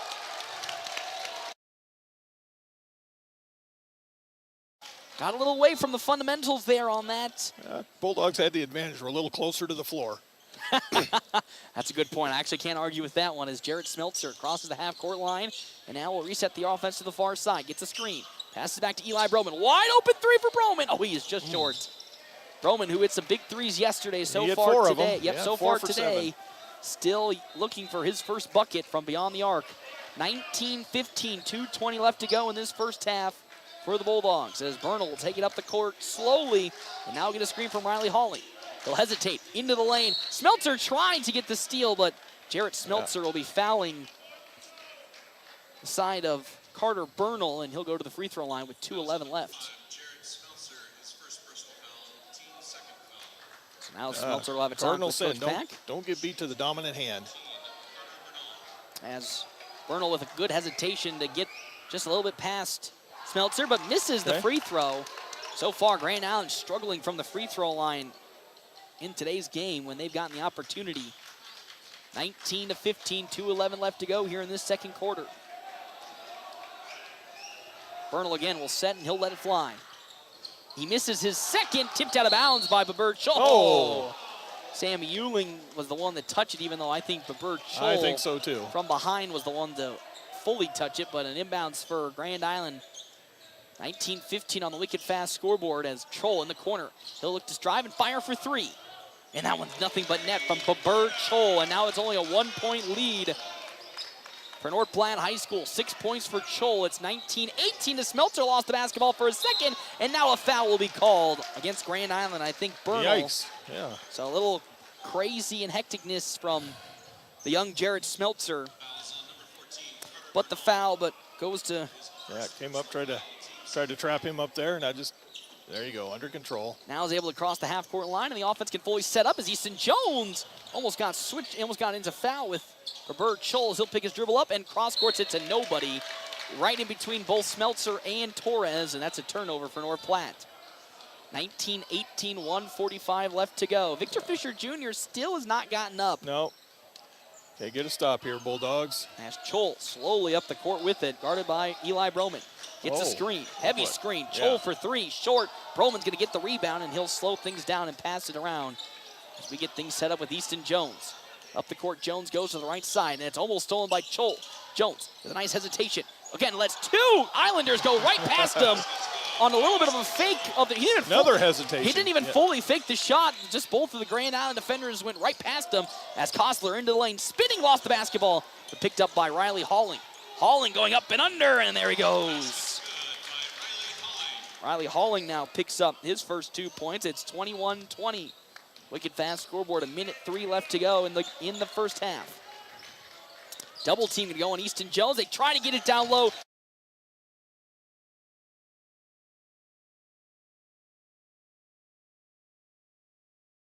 .50 seconds left to go. To the far side, Halling with it on the right end of the court. At the three-point line, he'll pick his dribble up. Back to Bronxton Barrientos, 20 on the shot clock. Behind the back move. Barrientos steps into a three now. Way off the mark, and Kostler is going to have it bounce off of him as Jake Kincaid checks in. Kind of shocked to not see Victor Fisher Jr. in at this point. Yeah, he's probably sat out more than he's played this first half. I wonder if something happened after that steal, as that's going to go out of bounds, and a foul's going to be called on Riley Halling. Of course, he got stripped in the open court by Easton Jones, and that was the last time we saw Victor Fisher Jr., so I wonder if something was said between him and head coach Jeremiah Slow, and now we have a time called as a shoe's going to be tied from Easton Jones on the far side of the court. 31 seconds. Very different game from the girls' game, only 5 total fouls. Yeah, it's been very clean this game, in this quarter. This quarter, but overall, it's been pretty clean. I don't think there's really anybody in foul trouble at all. Broman throwing it all the way back to Jared Smeltzer, and that's going to be swatted away and out of bounds by Bernal. He keeps it alive. Picked up by Jared Smeltzer, and Smeltzer in some trouble in a double team now. Tries to get it to Euling, and it's stolen away by Halling, but out of bounds. So Jared Smeltzer had a very, very gutsy pass that almost turned bad for the Bulldogs. And with 21 seconds, they'll try again on the inbounds. As Kincaid trying to find an opening. Even worse pass from Jake Kincaid as Eli Broman will commit the foul on Ethan Kostler. Kincaid with a bad pass. And now Grand Island will go to the free throw line with 18 seconds left, potentially to retake the lead. Good foul by Broman, make him earn it from the stripe. But a really bad inbounds. Yeah, slow down, dogs. Getting a little hectic. Little antsy here. Here comes Tommy Haggart once again looking to check in. For North Platte High School is... Wonder if who that'll be. He'll be checking out as the first free throw from side of Ethan Kostler's no good, and I think they'll sub out Eli Broman. Yeah, I didn't see how many personal fouls he had. They're just showing the team fouls. I think Broman might have 2. Okay, yeah, sit him down for the last 19 seconds or 18 checking seconds. in comes Cody Garrett, another player not named Victor Fisher Jr. Check in for Grand Island. That free throw from Kostler, though, will make it, and we're tied 21-21. Kostler gets his first bucket. And now North Platte with an inbounds. Not been the greatest of inbounds today. Full court man pressure. Probably trap whoever gets first pass. Euling, now to Haggart. Haggart back to Euling. Euling will get at least into the half court with 13 seconds. Now trapped, in some trouble, finds Jared Smeltzer. 10 seconds, the cross court to Kincaid. Kincaid in some trouble, floats one up, bad shot, and now rebounded. Here comes Ethan Kostler with 4 seconds. Kostler with 2 seconds, got to the three-point line, 3 on the way! It's no good, so we'll at least go into halftime all tied up. 21-21. It was a tough end to the half for North Platte High School. They had their largest lead of 5 points evaporate pretty quickly, but really the big key, Victor Fisher Jr. after a hot start, 5 points for Fisher Jr. sitting out for a majority of the second quarter. Unexplained. He didn't appear to be injured. It must be a coach's decision, but I'm not sure what happened there. But North Platte, let's be real, looks so much better here in the first half than they did yesterday against Alliance, almost doubling their points in the first half. But I've looked in the most majority of it more calm, and the offense looks more well put together than it did last night. Yeah, they really playing like a team and good defense. You held this team to 21 points in the first half. Let's see if we can come back and score 38 again like we did last night. This is a second half team, so we'll see when we come back here to the Doghouse Quick Stop Halftime Show. Up next, FM 98.1 and AM 1410. Cracked windshields, foggy windows, need custom glass work? Look no further than Larry's Glass in North Platte. For over 40 years, Larry's has been your go-to spot for all things glass. From auto to residential to commercial, if it's glass, Larry's Glass has it covered. Fast, reliable, and done right the first time. Trust the experts at Larry's Glass to keep you safe and looking sharp. Call Larry's Glass today, 308-532-7675, or stop by 211 West 5th. Larry's Glass, where quality is clear as glass.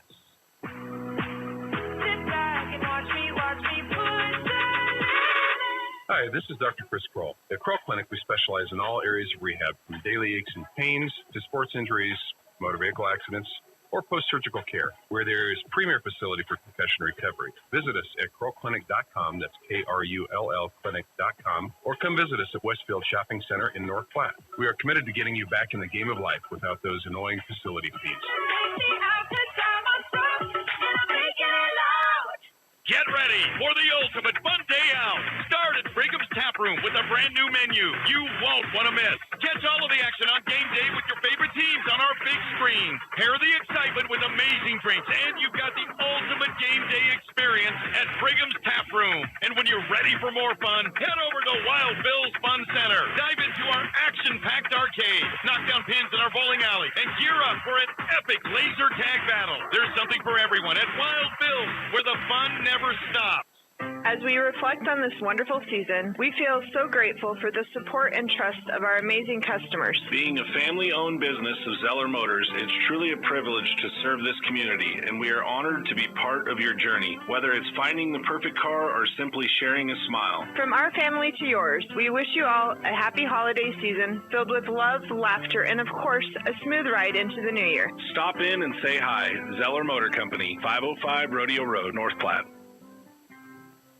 The Dogs play here on FM 98.1 and 1410 AM, KWOQ AM North Platte. Enjoy great food from Merrick's Ranch House. There's 10% off online ordering, and Merrick's offers a 10% veteran and military discount. Dine in, order online at merricksnp.com, use DoorDash, or call 532-8200 for carryout.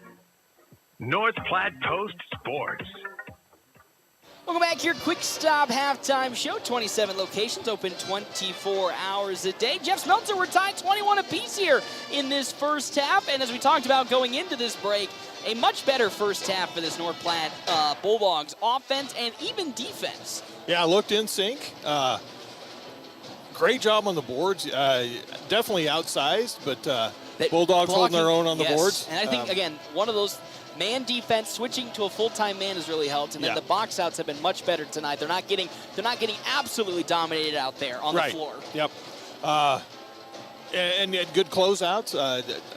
After watching the JV game, I thought this Grand Island team was just going to shoot lights out from the three-point line. Because again, that's not the case. If you weren't paying attention to the JV game or didn't come to it, just like every time a team comes into the doghouse and they just completely light it up from beyond the arc. But so far today, there's only been 2 threes, one from Victor Fisher Jr. and Babur Chol on the side of Grand Island, and I think only 2 for North Platte, being Jarrett Smeltzer and Jake Kincaid so far.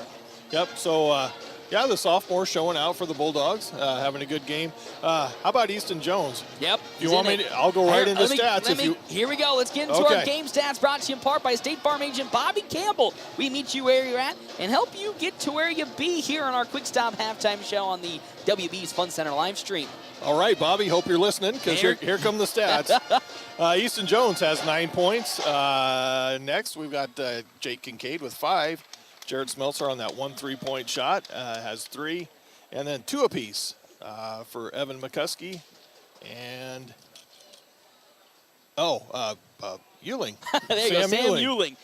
So North Platte, lots of good even scoring. You know, of course, Easton Jones being the main focal point, looks really poised out there yet again. The offense seems to be focused around him, and he's taken really good advantage of not only a lot of mistakes that Grand Island has done, but a lot of over-aggression from this Grand Island defense. A lot of good hesitations, pump fakes that have led to easy buckets down in the paint. Yeah, if we look more in depth, Easton's also had 5 rebounds, a block, a steal, and 2 assists. So he's sharing the basketball. I was going to say, just filling up the stat sheets. Now on the side of Grand Island and the Islanders, Babur Chol leading the way, 6 points. He's got 1 3 to his name, 1 rebound. Victor Fisher Jr.'s got 5, but again, really absent most of the second quarter. Again, we think at this point it's just down to a coaching decision. Something must have happened in that lead up to that Not sure, 'cause steal. I don't think he's in foul trouble. No, he's only recorded one foul today. Okay, one foul, so and he appears to be healthy. We'll see in the second half what happens. Bronxton Barrientos with 2 points.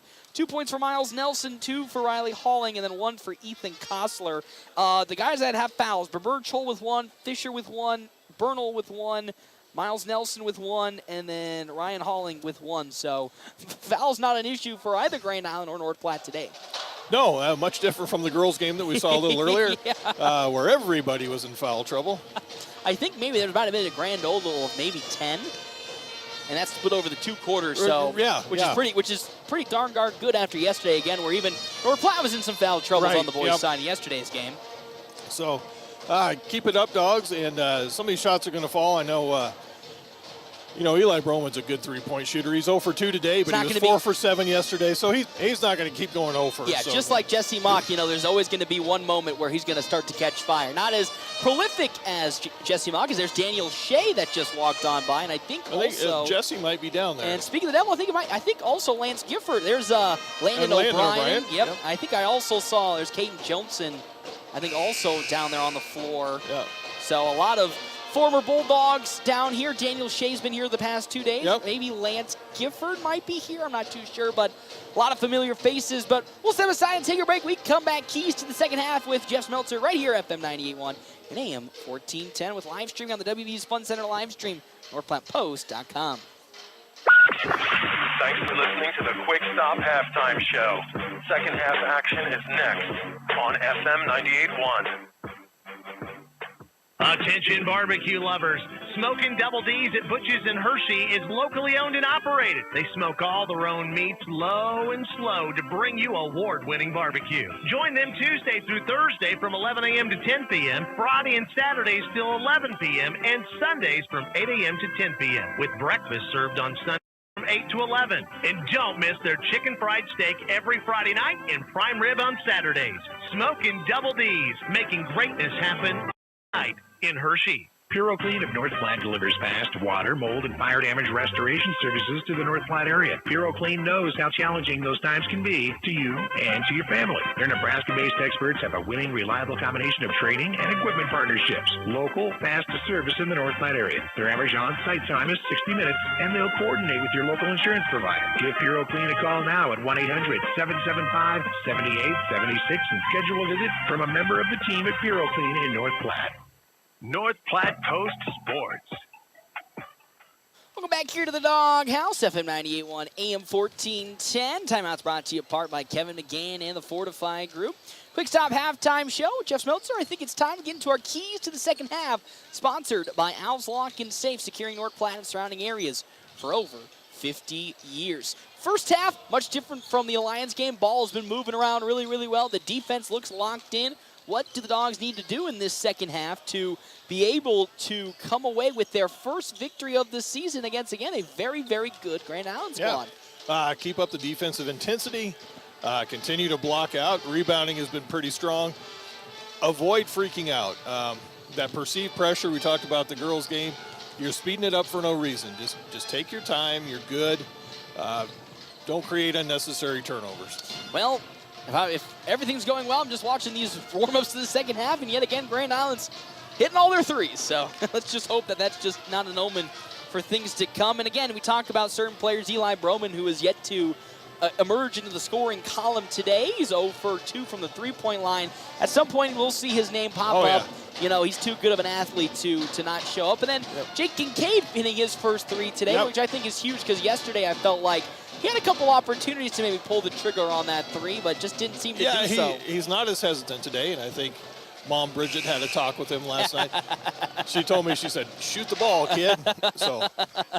So here comes the Bulldogs once again with their starting five: McCuskey, Jones, Sam Euling, Eli Broman, and Alonzo Torres. And then back to the starting unit for Grand Island: Kostler, Barrientos, Halling, Victor Fisher Jr., as well as Babert Chol. So Fisher Jr. is out there. Now the question is, how much of a leash is Victor Fisher Jr. going to be on? Because it seems to be quite short if he missed all of the second quarter, basically, for what we would just assume is just one turnover. Yeah, I don't know. Boy, he's a baller. Yeah, well, thank heavens that he was Yeah. on the bench because North Platte was able to at least keep this game in with Grand Island. 21-21 on our wicked fast scoreboard as the third quarter now gets underway between the Islanders and the Bulldogs. Fisher Jr. to the far side to Riley Halling. Now to Dogs Ethan come Kostler. out in that zone. Now, I don't know how I feel about the zone, Yeah. but we'll see what that develops here in this one as Barrientos to Victor Fisher Jr. in the right corner. Down low to Halling. Riley Halling now back to Victor Fisher Jr. for three. Way off the mark, airballed it. And that's going to be staying out of bounds as it was tapped from, I think that's Ethan Kostler out of bounds. Yeah. And this is what the scary part about the zone is of course, they're going to have to double team when they go low, and that leaves somebody as big and as good as He Victor had a little, Fisher he had Jr. a little hitch in that three-point shot. That didn't look good from the jump. Oh, bad throw, and that one's going to be intercepted by Riley Halling. Another bad pass from the Bulldogs, and Eli And the Broman. perceived pressure, you don't make the easy pass, not As the there's a difficult three one. that's off the mark, rebounded down low Halling, blocked by Easton Jones, and rebounded back by Riley Halling as it's going to go out of bounds. Last touched by Halling. So, yeah, again, you said that perceived pressure is Eli Broman tried to throw it all the way up the court when there was two defenders in the area. Make the easy pass. Here we go. As now Easton Jones will take it up the court. Not much pressure from Grand Island in the full court. Now they'll go to double, and that's going to be picked off. Ethan Kostler saw it the whole way, and then it's stolen back by Sam Euling. So 2 mistakes from either team, and now we're set back to neutral as Euling gets into the half court. Back to Jones at the logo. Easton Jones calling for a screen. Will now actually hand it off to Eli Broman. Broman guarded by Halling. Now to Euling, guarded by Kostler. He'll hesitate and drive around the perimeter. Thought about the backdoor cut, but now passes it to Alonzo Torres. Now to McCuskey. 14 on the shot clock. Easton Jones guarded by Babur Chol. Now we'll drive in on Chol. Hesitates. He'll float one over Babur Chol. Wow, what a shot by Easton Jones. Off the backboard over 6'5" center Babur Chol, and it's 23-21. Usually fadeaways end up short, but that one was long and banked it in. Kostler's shot on the three is out of bounds following the miss, and North Platte takes over offensively again. So after a rocky start to this third quarter, the Bulldogs look settled in. And Grand Island going for a more half-court defensive setup instead of the full-court press. Looks like just regular half-court or just man-to-man. As Easton Jones guarded by Babur Chol. Oh, my good heavens, what a crossover. He then crosses it over to one Eli Broman, a little too high, so Broman can't shoot it. He had a second, but not enough. Yeah, he was open, just passed a little too high. How about Alonzo Torres? He pumps, drives in on Victor Fisher Jr. Shot is up, no good. He tips it into the air. Babur Chol takes it over, and now it's a 2-on-1 fast break. Babur Chol Euro stepping in an easy layup for the Islanders. 8 points for Babur Chol as now Easton Jones going to tie his shoe as checking in comes Carter Bernal for Riley Halling. 5:56 left to go here on our wicked fast scoreboard. 23-23 tie ball game. And now here comes the full court press from Grand Island. Jones looking for some help. Still throws it up to Alonzo Torres. Torres is able to get it. And then back to Easton Jones, and he'll look to push some tempo on the far side. Now he'll look to go into a trap. Now over to Eli Broman. Wide open Sam Euling. He can't shoot the three. Broman back to Euling. And now he'll hesitate and look to drive. Cross courts it to Easton Jones. Jones pumps, drives baseline, but he'll step back and fire a shot up just from inside the arc. No good. Fought for by McCuskey, but rebounded by Victor Fisher Jr. And now the second for Fisher Jr. And up the court comes Bronxton Barrientos. 23-23. Uh-oh, Babur Chol wide open for three. 11 points now for Babur Chol. That's his second three today. It's a 3-point lead for Grand Island. As now a triple team coming to Easton Jones as he'll pass it to Broman. And now get the ball again. Switched onto by Ethan Kostler. Here's a mismatch as Jones now holding on to the basketball, picks his dribble up and gets it to Broman. Broman around the perimeter to McCuskey, guarded by Victor Fisher Jr. McCuskey now drives into the paint, a double team. Back out to Sam Euling, stolen away by Babur Chol. Ball's in the open court. Chol with it, no travel. Oh, I didn't think you could roll over on the floor. There goes Bernal back to Kostler. Again, you can't roll over. I thought you could slide and grab a ball, but you can't roll over onto it. So missed opportunity on the travel as Bronxton Barrientos gets it to Victor Fisher Jr. from about 12 out, and Victor Fisher Jr. gets his 7th point. And guess what? It's now 28-23. Just like that, it's a 5-point lead. Quick 5-point swing in favor of Grand Island, and a bad pass from Easton Jones as McCuskey just was not looking his way, and now Evan McCuskey will check out as well as Alonzo Torres. So great idea from Easton Jones because McCuskey was open on the far end. but a turnover nonetheless, and it's 28-23 with 4:25 left to go. No more zone. Dogs back into man-to-man defense. Didn't really agree with going zone straight out of the half, but they've identified it quickly and gone back man-to-man. As now Garrett passes it to Bernal. And Jarrett Smeltzer is guarding Bernal. Victor Fisher Jr. drives it on Easton Jones. And there's going to be a timeout going to be called on the side by Grand Island. Is almost a steal. Yep. Good hands by Broman. Yeah, he hasn't gotten a steal yet, but his hands have been all in the passing lane. So with 4:08 left to go, a timeout. Timeout's brought to you in part by Kevin McGann and the Fortifying Group. Check out Kevin McGann and the Fortifying Group. His location, 621 South Dewey, Suite B. All the link to our scoreboard sponsor today, Wicked Fast. Have you downloaded the My Phillips 66 app yet? If not, you're missing out on so much savings with Wicked Fast.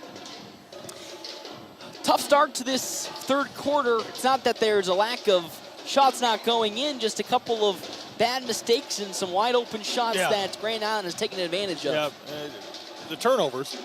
That's the killer. Protect the Perceived, ball. Again, we talked about it all day today. It's been a recurring theme.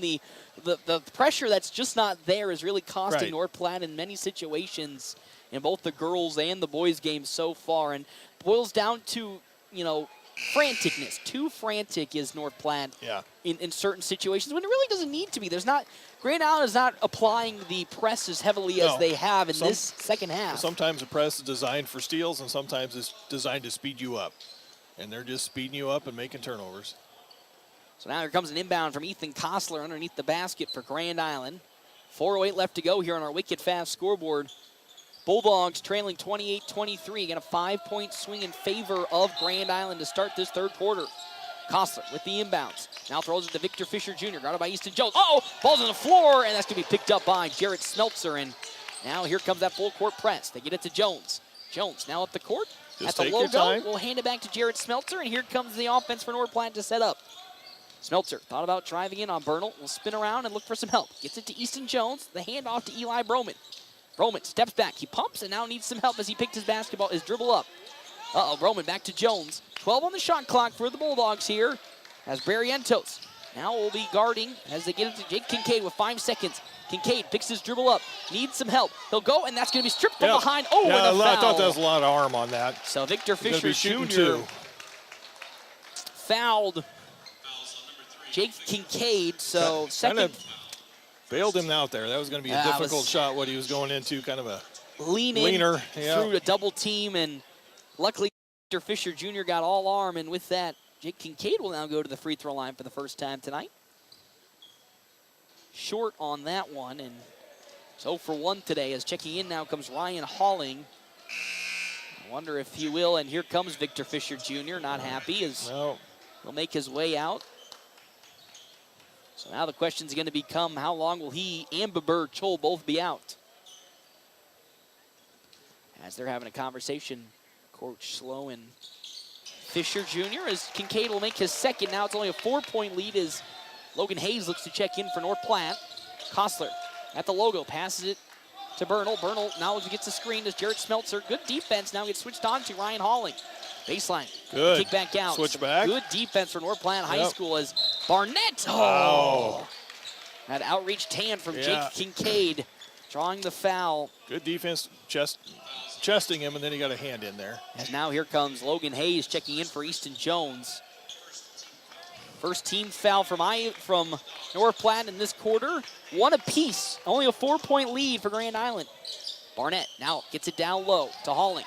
Going up against Sammy Euling. Short shot. He gets his miss. He'll now look to go back up again with it. And second time is the charm. Mismatch down low for Ryan Halling. And he gets his second bucket. He's got 4 points now. Get out of that sideline. As Eli Broman now stuck in a corner as my pen has died. It's woken back up again. Euling to Logan Hayes in the right corner. Hayes back to Jarrett Smeltzer. 2:47 left to go in the third. Smeltzer now drives in to Bernal. Hesitates. Now thought about passing and finds Kincaid. 13 on the shot clock. Kincaid with the mismatch. 10. Now it's 10. As here comes Kincaid. He goes up for a double team and is swatted from behind by Ryan Halling. And bear with me. Sometimes I go into dad mode. now here comes Bernal. Now going to the baseline. Kicking it back out to Bernal. Great defense from Smeltzer. On his heels for a little bit. Now gets right past him. Wide open. Cody Garrett for 3. And he hits it.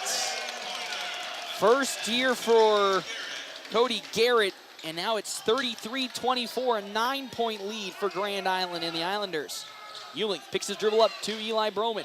Broman now looks to drive in on Bernal. He lost the basketball for a second to Ewing. He'll fire a shot from inside the line, no good. And rebounded by Riley Halling. And again, sped up for no reason. Slow it down, dogs. Here comes Grand Island. Wide open. Cody Barnett down low, and Barrett shot no good. Good rebound by Kincaid. And now Grand Island will relieve their full court press. And Sam Ewing. Times in these last two games that the Bulldogs just aren't keeping their eyes up as they're making their way down the court. As Babur Chol checks in, as well as Miles Nelson. And those probably could have been some quick buckets for North Platte. They were both open. Those were the right passes. You just always got to have your eyes on the basketball. Kostler coming up the court, passes to Chol, and now Easton Jones looks to check in. To a cutting in wide open Miles Nelson, but he loses control of the basketball, and Sam Ewing checks out, and Easton Jones checks back in. So now here comes I want to say full court press, but at least some pressure guarded by the Islanders. As Jared Smeltzer now throws it up, and it's intercepted easily by Babur Chol, and here comes Babur Chol. He slams it down. Bad pass from Jared Smeltzer, too easily read. And now the throw all the way up to Logan Hayes. That time much better from the Bulldogs as Hayes thought about driving into the paint. He's now on the baseline, back to Jake Kincaid. Kincaid now passes over to Jared Smeltzer on the right side of the court. Smeltzer now to Jake Kincaid. To Logan Hayes, the left wing, down low to Easton Jones. Jones on Broxton Barrientos. He lost the basketball, tries to get it out, stolen away by Barrientos. So then Eli Broman fouls Broxton Barrientos on what could be a fast break opportunity. 35-24 with 56 seconds left to go. That's the third on Broman. Timeout, Bulldogs. Now a timeout called by North Platte. And with that, we'll step aside as well here. FM 98.1, AM 1410, 35-24 when we come back. Is in a sticky situation. I got so excited for my fresh baked Runza cinnamon rolls that I forgot to grab a napkin. Now you got cinnamon roll fingers, and they're so ooey. And gooey. I can't grab a spoon to dig into my delicious homemade chili. Maybe you should call for help? Oh, I'll call my mom. Oh, I've ruined my phone. Worth it, though. Come get Runza's homemade chili, fresh baked cinnamon rolls, and a napkin today. Because from the way we make it to the way it makes you feel, Runza makes it all better. North Platte Post Sports. Welcome back here to the Doghouse, FM 98.1, AM 1410. Of course, live streaming on the Wild Bills Fun Center live stream, NorthPlattePost.com. Jeff Smeltzer joins me here yet again. 56 seconds left to go. Timeout's brought to you in part by Kevin McGann and the Fortify Group. Check out Kevin McGann and the Fortify Group. Its location, 621 South Dewey, Suite B. As well as our Sports Zone sponsors here for today's game. Smoking Double D's at Butch's in Hershey. Locally owned and operated where they smoke their own meats low and slow to bring you award-winning award-winning barbecue, might I say, not basketball. And Hands of Heartland. Hands of Heartland has offered support services for those with developmental disabilities in Nebraska since 1998 and is now bringing those services to the North Platte area. So, Mr. Jeff Smeltzer, we have a new name subbing in for the first time, I think, all season. And who would that be? That would be number 10, Jonathan Rinke, a 6'3" sophomore. As Rinke subs in, that missed shot no good, and there's rebound number, I think, 2 for Logan Hayes today. With 43 seconds, here comes Jarrett Smeltzer up the court. 35-24 the lead for Grand Island. Handoff now to Jake Kincaid. Cross-courting it on over to Rinke. He fires for 3. He almost got that one. A long rebound picked up on the side by Garrett, and now the other way. He's a good three-point shooter. Let it fly, kid. Love the confidence, but with the clock now under 22 seconds, the shot clock turned off. Grand Island's going to hold the basketball out to get the final shot of this third quarter, leading 35-24. Dogs are sitting on scoring only 3 points in this quarter. Not good. Not good after a pretty good first half. Yeah. Handoff now to Ethan Kostler with 7 seconds. Guarded by Logan Hayes. 4 seconds. Kostler around the perimeter and an offensive moving screen there on Cody Garrett, and that's a turnover for Grand Island. So the Bulldogs have 3 seconds to assume a full court press and try to get the ball as quick as you can to Easton Jones. First foul for Cody Garrett. So get it into Smeltzer. Up to Hayes. Hayes with a half-court heave. Oh, just a bit short. And that's how we'll go to the fourth quarter. North Platte High School trailing Grand Island and the Islanders 35-24 when we come back to the Doghouse. FM 98.1 and 1410 and live streaming on the WB's Fun Center live stream.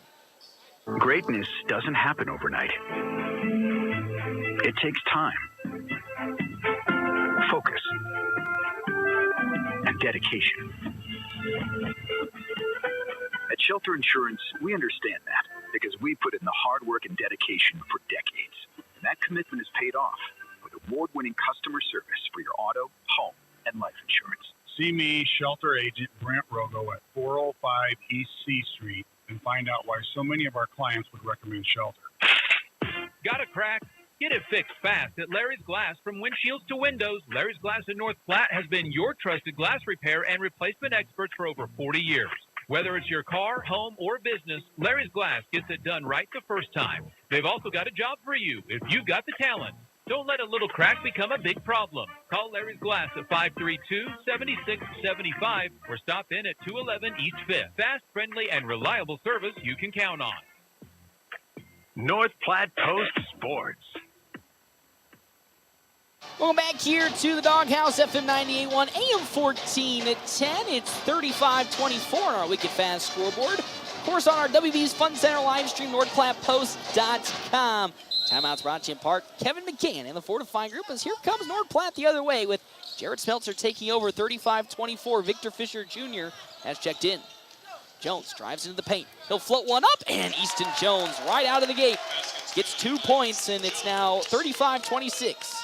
Seeing the future of the Dogs, they've got 4 sophomores out on the court right now with Easton Jones. Deep three from Ethan Kostler. Takes a bad bounce, and it's rebounded there by Jonathan Reinke. And now up the court comes Easton Jones. 35-26. Jones crosses over. Eli Broman looks to check in. Jones gets blocked by Babur Chol. And now the other way comes Chol. On over to Halling. Ryan Halling floats one up. No good. It's tipped, and it's rebounded by. It's a ball on the floor. And I think we're going to have a jump ball. And that should go the way of, well, now here's the question, where's it going to go? I don't see a possession. There's a little arrow, paper arrow. Nice tackle there by all-district defensive end Jake Kincaid. As Babur Chol slow to get up. He's okay. Looks like he might have, he's really slow to get up. I was worried he might have hit his head as he was coming down, but Grand Island will get possession. It looks like our possession on the scoreboard has died, so inbound from Ethan Kostler in the fourth quarter, 35-26 the lead for Grand Island. 7:19 left to go. Victor Fisher Jr. is in the ballgame. Halling with it will hand it back off to Kostler. He'll drive in on Logan Hayes. Floats one up, no good. Fought for, last touched by Ethan Kostler out of bounds. Good defense from the Bulldogs. As Kostler now hobbling down the court. Like this lineup with the Dogs, they've got some length out there now. Still don't got that height though. That's going to be the killer as Easton Jones up tempo on the right side, passes it back to Eli Broman, trying to avoid this trap. And now Broman at the logo, guarded by Kostler. Dribbles around, hands it out to Logan Hayes, guarded by Fisher Jr. 22 on the shot clock. Uh-oh, that's going to be a bad pass, and here comes Babur Chol again. Babur Chol down the court, and he slams it home. It's been a couple steals today by Babur Chol, and it's cost the Dogs 3 transition points. Here comes Easton Jones the other way with it, and he will answer right back. 37-28 on our Wicked Fast scoreboard. 6:39 left to go in the ball game. Chol now to Easton Kostler on the right side.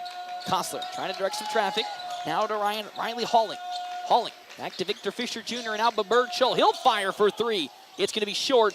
Long rebound by Logan Hayes. And now here comes Jonathan Reinke, and he'll pass it back to Easton Jones. Jones picks his dribble up to Eli Broman. Broman now letting the offense move around. Logan Hayes open on the left side, but not long enough. He'll drive and look to pick his dribble up to Broman. He pumps. Ethan Kostler's there. Reinke down the right wing. Drives in on Bronxton Barrientos. Some good physical pressure from Bronxton Barrientos. And he steals it from the young Jonathan Reinke. And that's a turnover again for North Platte. As taking the check in now comes Carter Bernal. Here comes the right side. Barrientos drives in on Reinke. Back out to Victor Fisher Jr. Guarded by Easton Jones. Kostler now to the corner. Babur Chol to drive in on Eli Broman. Great defense from Eli Broman. 12 seconds on the shot clock for Grand Island. They get it down low. The kick back out. Open three for Bronxton Barrientos. He is short, and then it's rebounded by Easton Jones. So good pressure from North Platte on the defensive side. Now can they execute offensively with 5:24 left to go in this fourth quarter? As Sam Euling looks to check in. Great pass down low to Broman. His fade is off the mark, and it's rebounded by Victor Fisher Jr. Good look for Broman, just couldn't execute. Yeah, I think he turned and saw who was between him and the basket. And notice he needed a fade as a timeout called by Grand Island, and Jeremiah Slaw is 37-28 on our fast scoreboard. Jeff Smeltzer, fourth quarter, looking pretty back and forth, but what do the Dogs need to do here to close it out and get their first win? Don't turn the ball over. I've been talking about that all game, that, lazy pass, steal at half court, ends up in a dunk. I think that's happened a couple times. Twice now. Specifically to Bird Joel. Yep. So offensively, you're okay. Defense, and once they get into half-court defense, they're all right, too. It's just those run-outs that end up in dunks or layups. And it's been a little helpful that Grand Island hasn't really put the full-court press on, so Victor Fisher Jr. as well will be going to the bench for Grand Island. I just don't know if I agree with the use of Victor Fisher Jr. today for this Islanders squad. We know he's athletic. We know he can take over. As you said, leading up to this game, averaging around 20 points per game. And I think around 3 blocks a game. Yeah, he's at 7 points, and he's probably sat more than he's played. Yeah.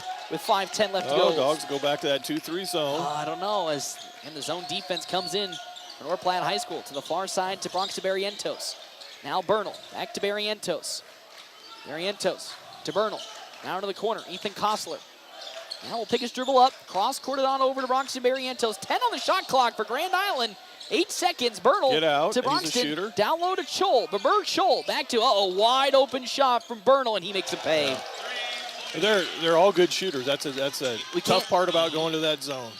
40-28 now on our wicked fast scoreboard. As now with it, the pass to Jake Kincaid. Ball's on the floor, still on the floor, fought for between him as well as Bronxton Barrientos, and that'll go the way of North Platte. But again, I can understand the logic in going into the 2-3 zone. Coming out of a timeout, just trying to do something a little different. I imagine they'll go back to man this next time down. But with how close it's been and how good this man defense has been for North Platte, and there's a good pass that somehow gets down low into Logan Hayes. Gutsy pass from Eli Broman that somehow made its way into Easton Jones' hand, and now it's a 10-point lead for Grand Island, and North Platte still back to man. Going back to this man. Now going back to the man defense. Bernal wide into the lane. Kicks out. Babert Chol for threes. He made a couple. He'll make it again. That's now his third three for Babert Chol, and it's 13 points the lead for Grand Island. As Chol falls on the floor over to Sam Euling, crossing over to Easton Jones. As Jones pumps. Now he thought about shooting, and it's stolen away. And now here comes the other way. Ethan Kostler. Bad possession by North Platte. As Jones will now look to get back on defense. Barrientos, guarded by Logan Hayes. Now gets driven on into the paint, gets right past him, and one bucket for Bronxton Barrientos. And that's a bad couple of possessions for North Platte. And now it's back up to a 15-point lead after it was only 9 for a majority of this fourth quarter with 3:38 left to go. Yeah, just slow sliding on that baseline drive, and when you're a step late, you foul. As Jared Smeltzer checks in for Jake Kincaid. Coming in for a post player again. I just don't know what's up with Coach Pack and his desire to sub young Jared Smeltzer in for the big fellas. As Barrientos' free throw is good, and it's now 16 points, 46-30. Eli Broman now with it. To Sam Euling on the near side. Back to Broman. Broman at least crossed the half-court line and now might be in some trouble and looking for a trap as Jones able to keep that ball alive. Pass it to Sam Euling. Euling now to Jarrett Smeltzer. Smeltzer on the left side. Around the perimeter he goes. He'll now dribble to the right side. He's in some trouble on the sidelines. Able to get it to that's going to be Logan Hayes. 8 seconds on the shot Hayes clock. On the baseline. He'll float one up. A short. Rebounded by Bronxton Barrientos. And the offense starting to falter a little here in this fourth quarter for North Platte. As Chol steps back. Almost got the steal Easton Jones did, but Grand Island recovers with 2:55 left to go here on the wicked fast scoreboard. Kostler around the perimeter on the left side, guarded by Hayes. Now pass to Barrientos. Now Babert Chol, heat check moment. That's no good, and they're going to let that roll out of bounds. heat check moment from Babur Chol is now checking in Riley Halling. Yeah, he was well behind the NBA three-point line on that attempt. He's also checking in now Miles Nelson. 46-30 on our Wicked Fast scoreboard here on our WB's Fun Center live stream. And now Grand Island goes that full court press, but not really pushing it as Jared Smeltzer on the far side able to collect that ball, and he loses it out of bounds. Last touched by, and now we're going to have a question of who is it going to be off of, and it's off of the young Smeltzer. And now we'll have a timeout on the floor from head coach Jimmy Pack, and we'll take a timeout as well. North Platte trailing 46-30. We come back here to the Doghouse, FM 98.1 and AM 1410.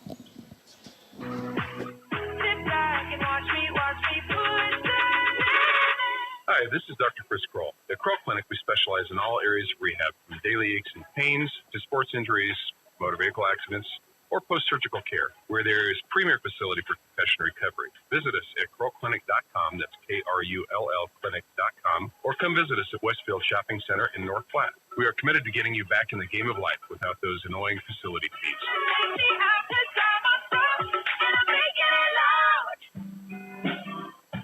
As your American Family Insurance agent in North Platte, I'm looking out for what matters to you, even when nothing's wrong. This is Justin Thompson at the Justin Thompson Agency. Call me at 534-2400 or stop in at 501 South Dewey Street, and let's talk about your insurance needs today. American Family Insurance. American Family Mutual Insurance Company, SI, and its operating company, 6000 American Parkway, Madison, Wisconsin. North Platte Post Sports. Welcome back here to the Doghouse, FM 98.1, AM 1410, live streaming NorthPlattePost.com. As here comes Grand Island the other way, leading 46-30. Now here comes Grand Island the other way with it. With Bernal. Bernal to the far side. That's to Miles Nelson. Nelson now. It's a great defense from Logan Hayes. It's now wide open. The good pump fake. Now driving in goes Bernal. He'll float one, no good, and there's a foul call, I believe, against Jarrett Smeltzer. Yeah, also got beat on the baseline. That's yep. A couple in a row, they've... and sometimes that's by design that you're expecting to have help come. Yep, but, yep. And again, the inexperience of a team and some players and trying to figure out where they need to properly be defensively as there's a miss from Connor Bernal on the free throw as McCuskey as well as Jake Kincaid check in for Ewing as well as Logan Hayes. 2:14 left to go on our Wicked Fast scoreboard. 46-30 to lead. Favor of Grand Island as here comes some more substitutions for the Islanders. Barnett and Kostler will check in, and that's another miss and a rebound from Easton Jones. Good foul. Pass up to Smeltzer. He was there this time aware of where the ball was coming to him. Now Jared Smeltzer in zone defense here. Will hand it off to Easton Jones. Back to the man correction, though, for Grand Island. Jones backing down Babur Chol. He'll float one up, and then Chol with a big block. McCuskey picks it up. Now Evan McCuskey. He pumps 2-1 Easton Jones. The kick to Easton. Over in the corner for three. No good. Not a good shooting night for one. Eli Broman that's rebounded by Bernal, and the other way comes Grand Island with 1:44 left to go in the ballgame. Riley Halling on the right wing. Back to Bernal. That's a much better defense from Jared Smeltzer. Babur Chol to the far side to Bronxton Barrientos. He drives, kicks it back to Riley Halling. 14 on the shot clock. Grand Island is going to try to waste as much time. An open shot from Babur Chol. That's now 4 threes for Babur Chol. 17 points for Chol, and he's taken over the scoring in return for Victor Fisher Jr. being on the bench. And Jeff Smeltzer, this game's all but over now. It is, yeah. Strong shooting night by Babur Chol. Very, very strong night. Wouldn't be shocked if we were going to see a lot of the reserve unit check in now for Grand Island. And they can shoot as well. Yep. And that's just how things are going to go for every team. You know, and that's just how the game of basketball is moving in its current generation, is a lot more threes and a lot more active shooting, where now it's 1 through 5 can shoot the three, and you just got to, unfortunately, go with the times no matter with what you got. So it's not going to get any easier, not just this season, but from years to come. As it's 19 points the lead, and lots of substitutions for Grand Island. Checking in, Carter Bernal still in, as well as Cody Garrett. Also checking in, Brady Douglas Also checking in, Aiden Aries is there. And I think also we're going to have somebody come in that's not on the depth chart. Yeah, I don't see a 34 Always on either the varsity or the JV Yeah, I always roster. love it when they bring somebody in that you never see. Yeah. So, fortunately, he will go nameless. It's not even on their Max Preps roster, as these are where these rosters come from. Or whether he's wearing the roster of shame that he forgot to bring his today. Probably. So he gets the spare. As Eli Broman will float one up off the mark, and that's a strong rebound there for Brady Douglas, his first. And now it's 1:08 left to go up the court. A 19-point lead for Grand Island. As almost there, Tommy Haggart with the steal. Down low, the swat away from Easton Jones. But an easy recovery and an easy bucket off of the swat. That goes the way of Cody Garrett's got 5 points. The throw up now. Great pass that's going to be almost picked up by Jake Kincaid. Jones with a bounce pass. Bounce passes that go that distance are hard to handle. Yeah, maybe should have just gone with the chest pass instead. Get a little extra spin on them, and yeah. So now checking in comes Derek Harun, as well as some more names with some more jerseys, as Carson Washburn also checks in. I don't see a 40. Nope. Jonathan Rinke and Caleb Odell come in for the So Dogs. here comes the reserve units for either side. Tommy Haggart also checks in. As now up the court with it comes Washburn. Far side, 48 seconds left to go. Almost stolen away by Rinke. Good defense from Rinke. He'll pass it up to Harun, and now here comes Harun to the near side, Washburn. Washburn fires for three. Short, fought for, rebounded by Harun. He's going to look for some help, and there's a travel called. And that time, there's the travel called on the rollover of the basketball. 34.4 seconds left to go in the ball game. Shot clock is turned off. And now checking in for North Platte High School. Shane Patterson checks in. So I'm going to say Shea Patterson, of course, from the football team. Yep.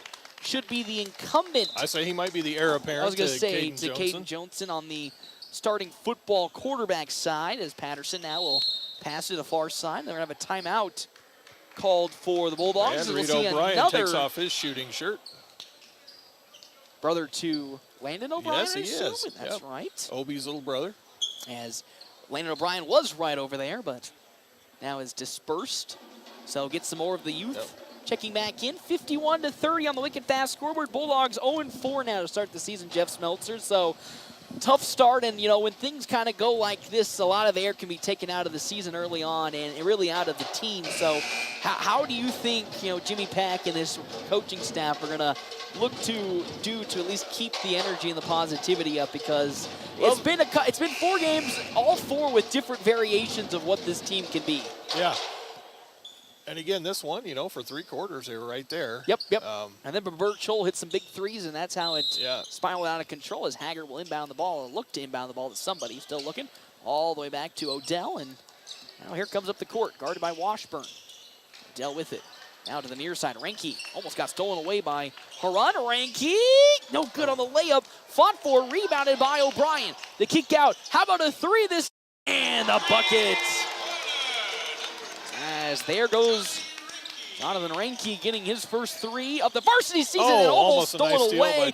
Blocked from behind by Shea Patterson and blocked again by Patterson almost, but a foul be called on the young Shea Patterson with 1.5 seconds left to go. 51-33. Here in the fourth is to the free throw line now for the first time today. Brady Douglas goes to pretty much just finish up the ball game. Douglas, this is the first one. So Patterson picks up his first foul for Shea Patterson. And now the second from Douglas. That one's no good. Strong rebound by almost Patterson. The basket, no good in the last second. And that's how this game will come to an end, Jeff Smeltzer. 51-33. Again, we talked about how in the first half, it was 21-21 going into halftime, and then the second half, unfortunately, more specifically the fourth quarter, scored 12 points. That's right. Yeah, the opposite of yesterday. So yesterday they struggled in the first half, scored 38 in the second, but today only coming up with 21 in the first and then 13 in the second. Yeah. Or excuse me, 12. Yeah, 13. Yeah, 12 in the second. So a lot of work still to be done, but still a lot left in the season for North Platte High School on the boys' side. So both the boys and the girls go 0 for 2 in today's games against Grand Island and Hastings. But I still think a lot of good positives to take away. Yes, the second half kind of fell apart more than it was put together, but still a lot of positives. I felt defensively they were much better in the man defense than they were yesterday against Alliance, and the Bulldogs really got Grand Island into some tough situations and got them uncomfortable. But then in the second half, the shots just started to get in that were not making it in the first half for Grand Island. I think in most cases you'd be happy giving up 51 points. Yes. Now, how do you score 52? That's the question. That's it's so tough because we've seen the flashes. That first half, even though they scored 21, which isn't mind blowing. You can at least see that they were getting to their sets much better. There wasn't a lot of confusion or standing around and pointing, so you can at least start to see the pieces that way are starting to fall together. But you bring up a great point of how are you going to get to 52, and I think more specifically, how are you going to find openings for other guys? Because we know Easton Jones, in situations where he can't really get open, will make himself become open. It's just how does other guys not only get open but also execute in their openings? Because I don't think outside of Easton Jones anybody got close to double digits. No. I think Jake Kincaid. Probably next would be Jake with 5, 6. Okay, got 6. That's good at least. But, it's just, there's a lot of things to be done. And, of course, we knew coming into this season that this was going to be a tough year and a rebuilding year for North Platte High School. You lose 7 seniors, it's always going to be a question of, each game is going to be a step-by-step learning process. Because you come into the season with Eli and nobody else with varsity experience. That's gotten consistent varsity experience, And Eli didn't, he got a lot, but probably not as much as he probably should have. Yeah, and it was a different role. He wasn't asked to be a scorer last year. They had plenty of scorers. He was the glue guy, the defensive the hold it together, guy, the defensive guy. Now he's called upon to be a scorer, which he can be. We saw yesterday. Yep. Today, unfortunately, held scoreless in the ball game. Had opportunities, just couldn't bring them down. And I think that's what's more important is if they can keep getting opportunities to these guys, at some point, the hoop's going to bless them with a couple of baskets. Yeah, and we saw there in the third quarter, there were 4 sophomores on the court. Yep. So future's bright, but in the short term, you're playing some guys with, some little guys, experience. Some guys that didn't even play JV last year. So they're jumping 2 levels. Yes, and that's always tough to do because there's a big difference between specifically freshmen into varsity. It's called varsity for a reason. Yeah, when you're going from freshman ball to Class A varsity ball, it's a big jump, but it's going to come to them. And I think this will be a different team by the end of the year. Mm-hmm. Yes, exactly. We're still only in week 2. Which is still second week of the season. Which is still crazy. Well, I'm not going to lie. It has felt like we've been going on for quite a while, but 2 games in. Well, let's jump in, though, before we got to head out of here. Our State Farm agent Bobby Campbell's game stats. Of course, State Farm agent Bobby Campbell will meet you where you're at and help you get to where you want to be. I'll start us off here, Mr. Smeltzer, the probably MVP for Grand Island. No, it wasn't Victor Fisher Jr., but Bert Scholl, 17 points. He himself had 4 threes in this game. He was quite an energy man for Grand Island. Only 7 for Victor Fisher Jr. I think, again, if you had to toll the minutes, he sat more than he played in today's game for Victor Fisher Jr., 7 points. 5 for Cody Garrett, 4 for Riley Halling, 2 for Miles Nelson, 3 for Cody Bernal, and then 2 for Bronxton Barrientos, and 1 for Ethan Kostler. Now, Mr. Smeltzer, move on to North Platte High School. What you got? Well, I'm just going to work down numerically because I didn't have a chance to put them in order. No. So we'll go Logan Hayes, 2 points, 4 rebounds. Thought really good on the defensive side for Logan Hayes. An assist and a block. Nice. Sam Euling, 2 points, rebound and a steal. Again, the stat stuffer over there, Easton Jones, number 4, 15 points, 6 rebounds, 2 blocks, 1, 2, 3 assists, and a steal. I just feel at some point he might, this season, maybe get a triple-double with the way he just fills that stat sheet. Yeah, he definitely could. Jared Smeltzer went 1 for 3 from the three-point line. Better than yesterday. Total of 3 points, 2 steals. Eli Broman went scoreless, but had a couple of rebounds. Alonzo Torres Alonzo Torres. With scoreless. Played some good defense out there. Jake Kincaid, 6 points, 3 rebounds, and a steal. Love what I saw from him today on the offensive side. Looked a little more confident out there. And I think, again, that's one of the guys that You know, coming in this season, not any varsity experience, and you're asking him to play a predominant role on the starting unit. And even last year he got called up to JV but had a calf injury. Yep. So he did not play much JV, and when he did, he was hobbled.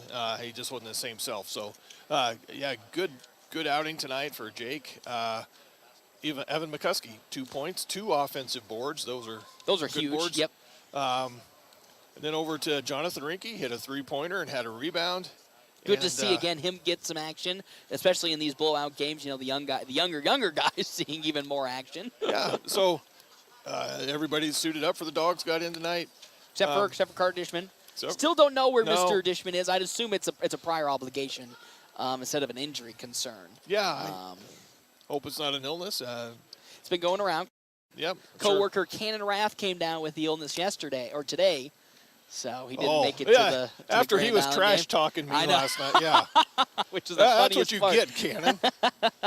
Jess Meltzer with the curse to Cannon Rath, the Alliance play-by-play broadcaster, also part of Eagle Media.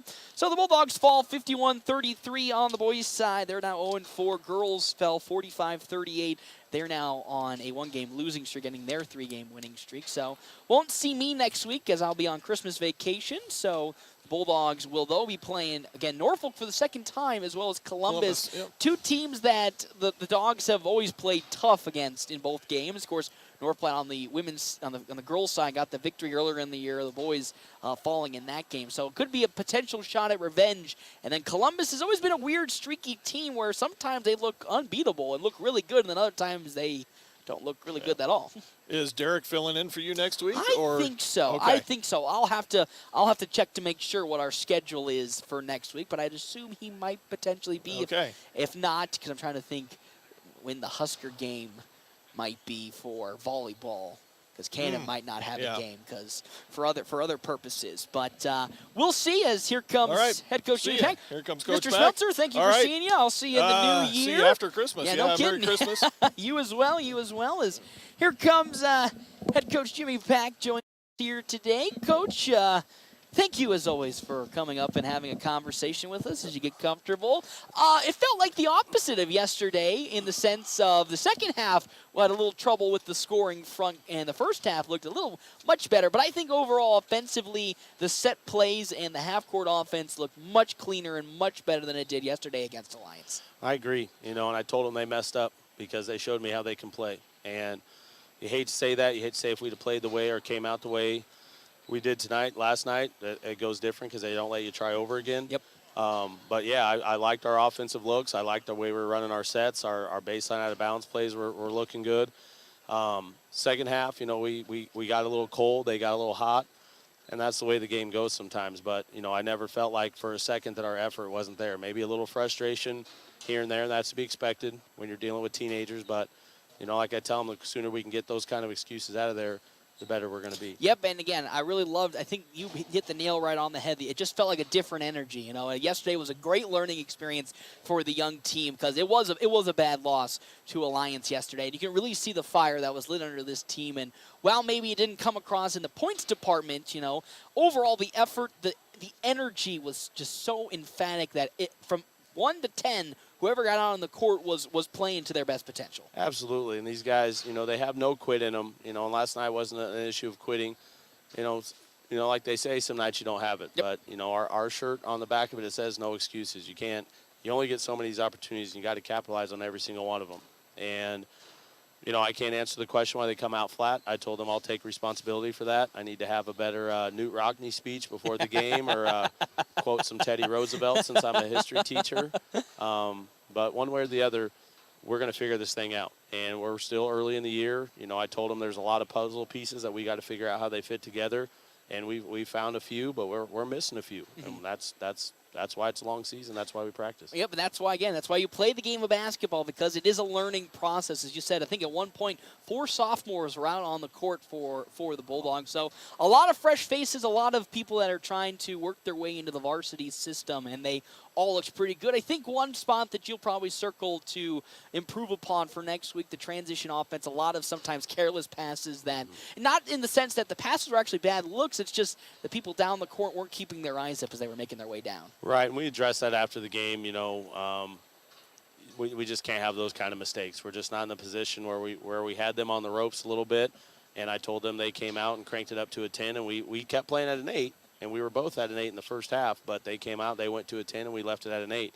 And that's just a prime example of experience and getting used to the speed of the game, of understanding to get your head whipped around. And, we work on transition break every day. We have a 35-second drill. We got to get 5 shots off in 35 seconds. And, those kind of things. You get tired maybe, and you lose focus when you get tired. But those things will come along as the season goes. Those are growing pains, and those are things they'll learn from. One thing that took a big step, though, in the right direction, even though the final score doesn't say it, I thought the defense overall looked much better. There wasn't a lot of wide openings where you thought to yourself, oh, how did that get open? There was just a lot of great communication from all aspects of the court that really allowed this team to not only take it to Grand Island in the first half, but really get them out of their comfort zone today. And I'm glad you said communication, because that was a huge word that we wrote on the whiteboard. And I told them anything in life, if you don't have communication, it's not going to work. A relationship, a job, and especially sports. And when we're shifting back and forth from our man to our zone defense, they have to communicate and know who's doing what. And there was a few lapses where guys weren't getting out and covering, but much better, much improved over last night. I was a little disappointed. I thought there were some opportunities we had to take a charge. That's a huge part of our defense. We don't have a 6'10 guy, so we got to take the rim away somehow, and that discourages other teams from coming in there. So that was a little disappointing, but, we hang our hat on our defense as always, and that's something that we're going to continue to improve on. And I think what really also is good is you really took away the inside game. Grand Island's got some tall figures out there, but you forced them to shoot from the perimeter. Now, granted, they made those big shots, which is props to them, but you took away something that's been comfortable for that team all season. And again, that was without even Carter Dishman, who was not here tonight, who has been that enforcer down low. So it's got to be encouraging to just keep seeing this defense every single day grow better and better. And then, of course, with that will then come the offense. Absolutely. I feel like both nights we took their best player out of the game. Their best player is frustrated and didn't play in the second quarter. That big shout out to Easton Jones for that. And last night, big shout out to Eli Broman. But we've got to have the other 4 guys recognized. Just because we shut number 1 down, they still got 4 other options. And number 2 got hot. He hit some pretty deep ones. And, you live with those, I guess. We had a hand up and they go in, and that's the way it goes. But our defense turns into our offense. I think that sparks everything for us. It gets our bench going.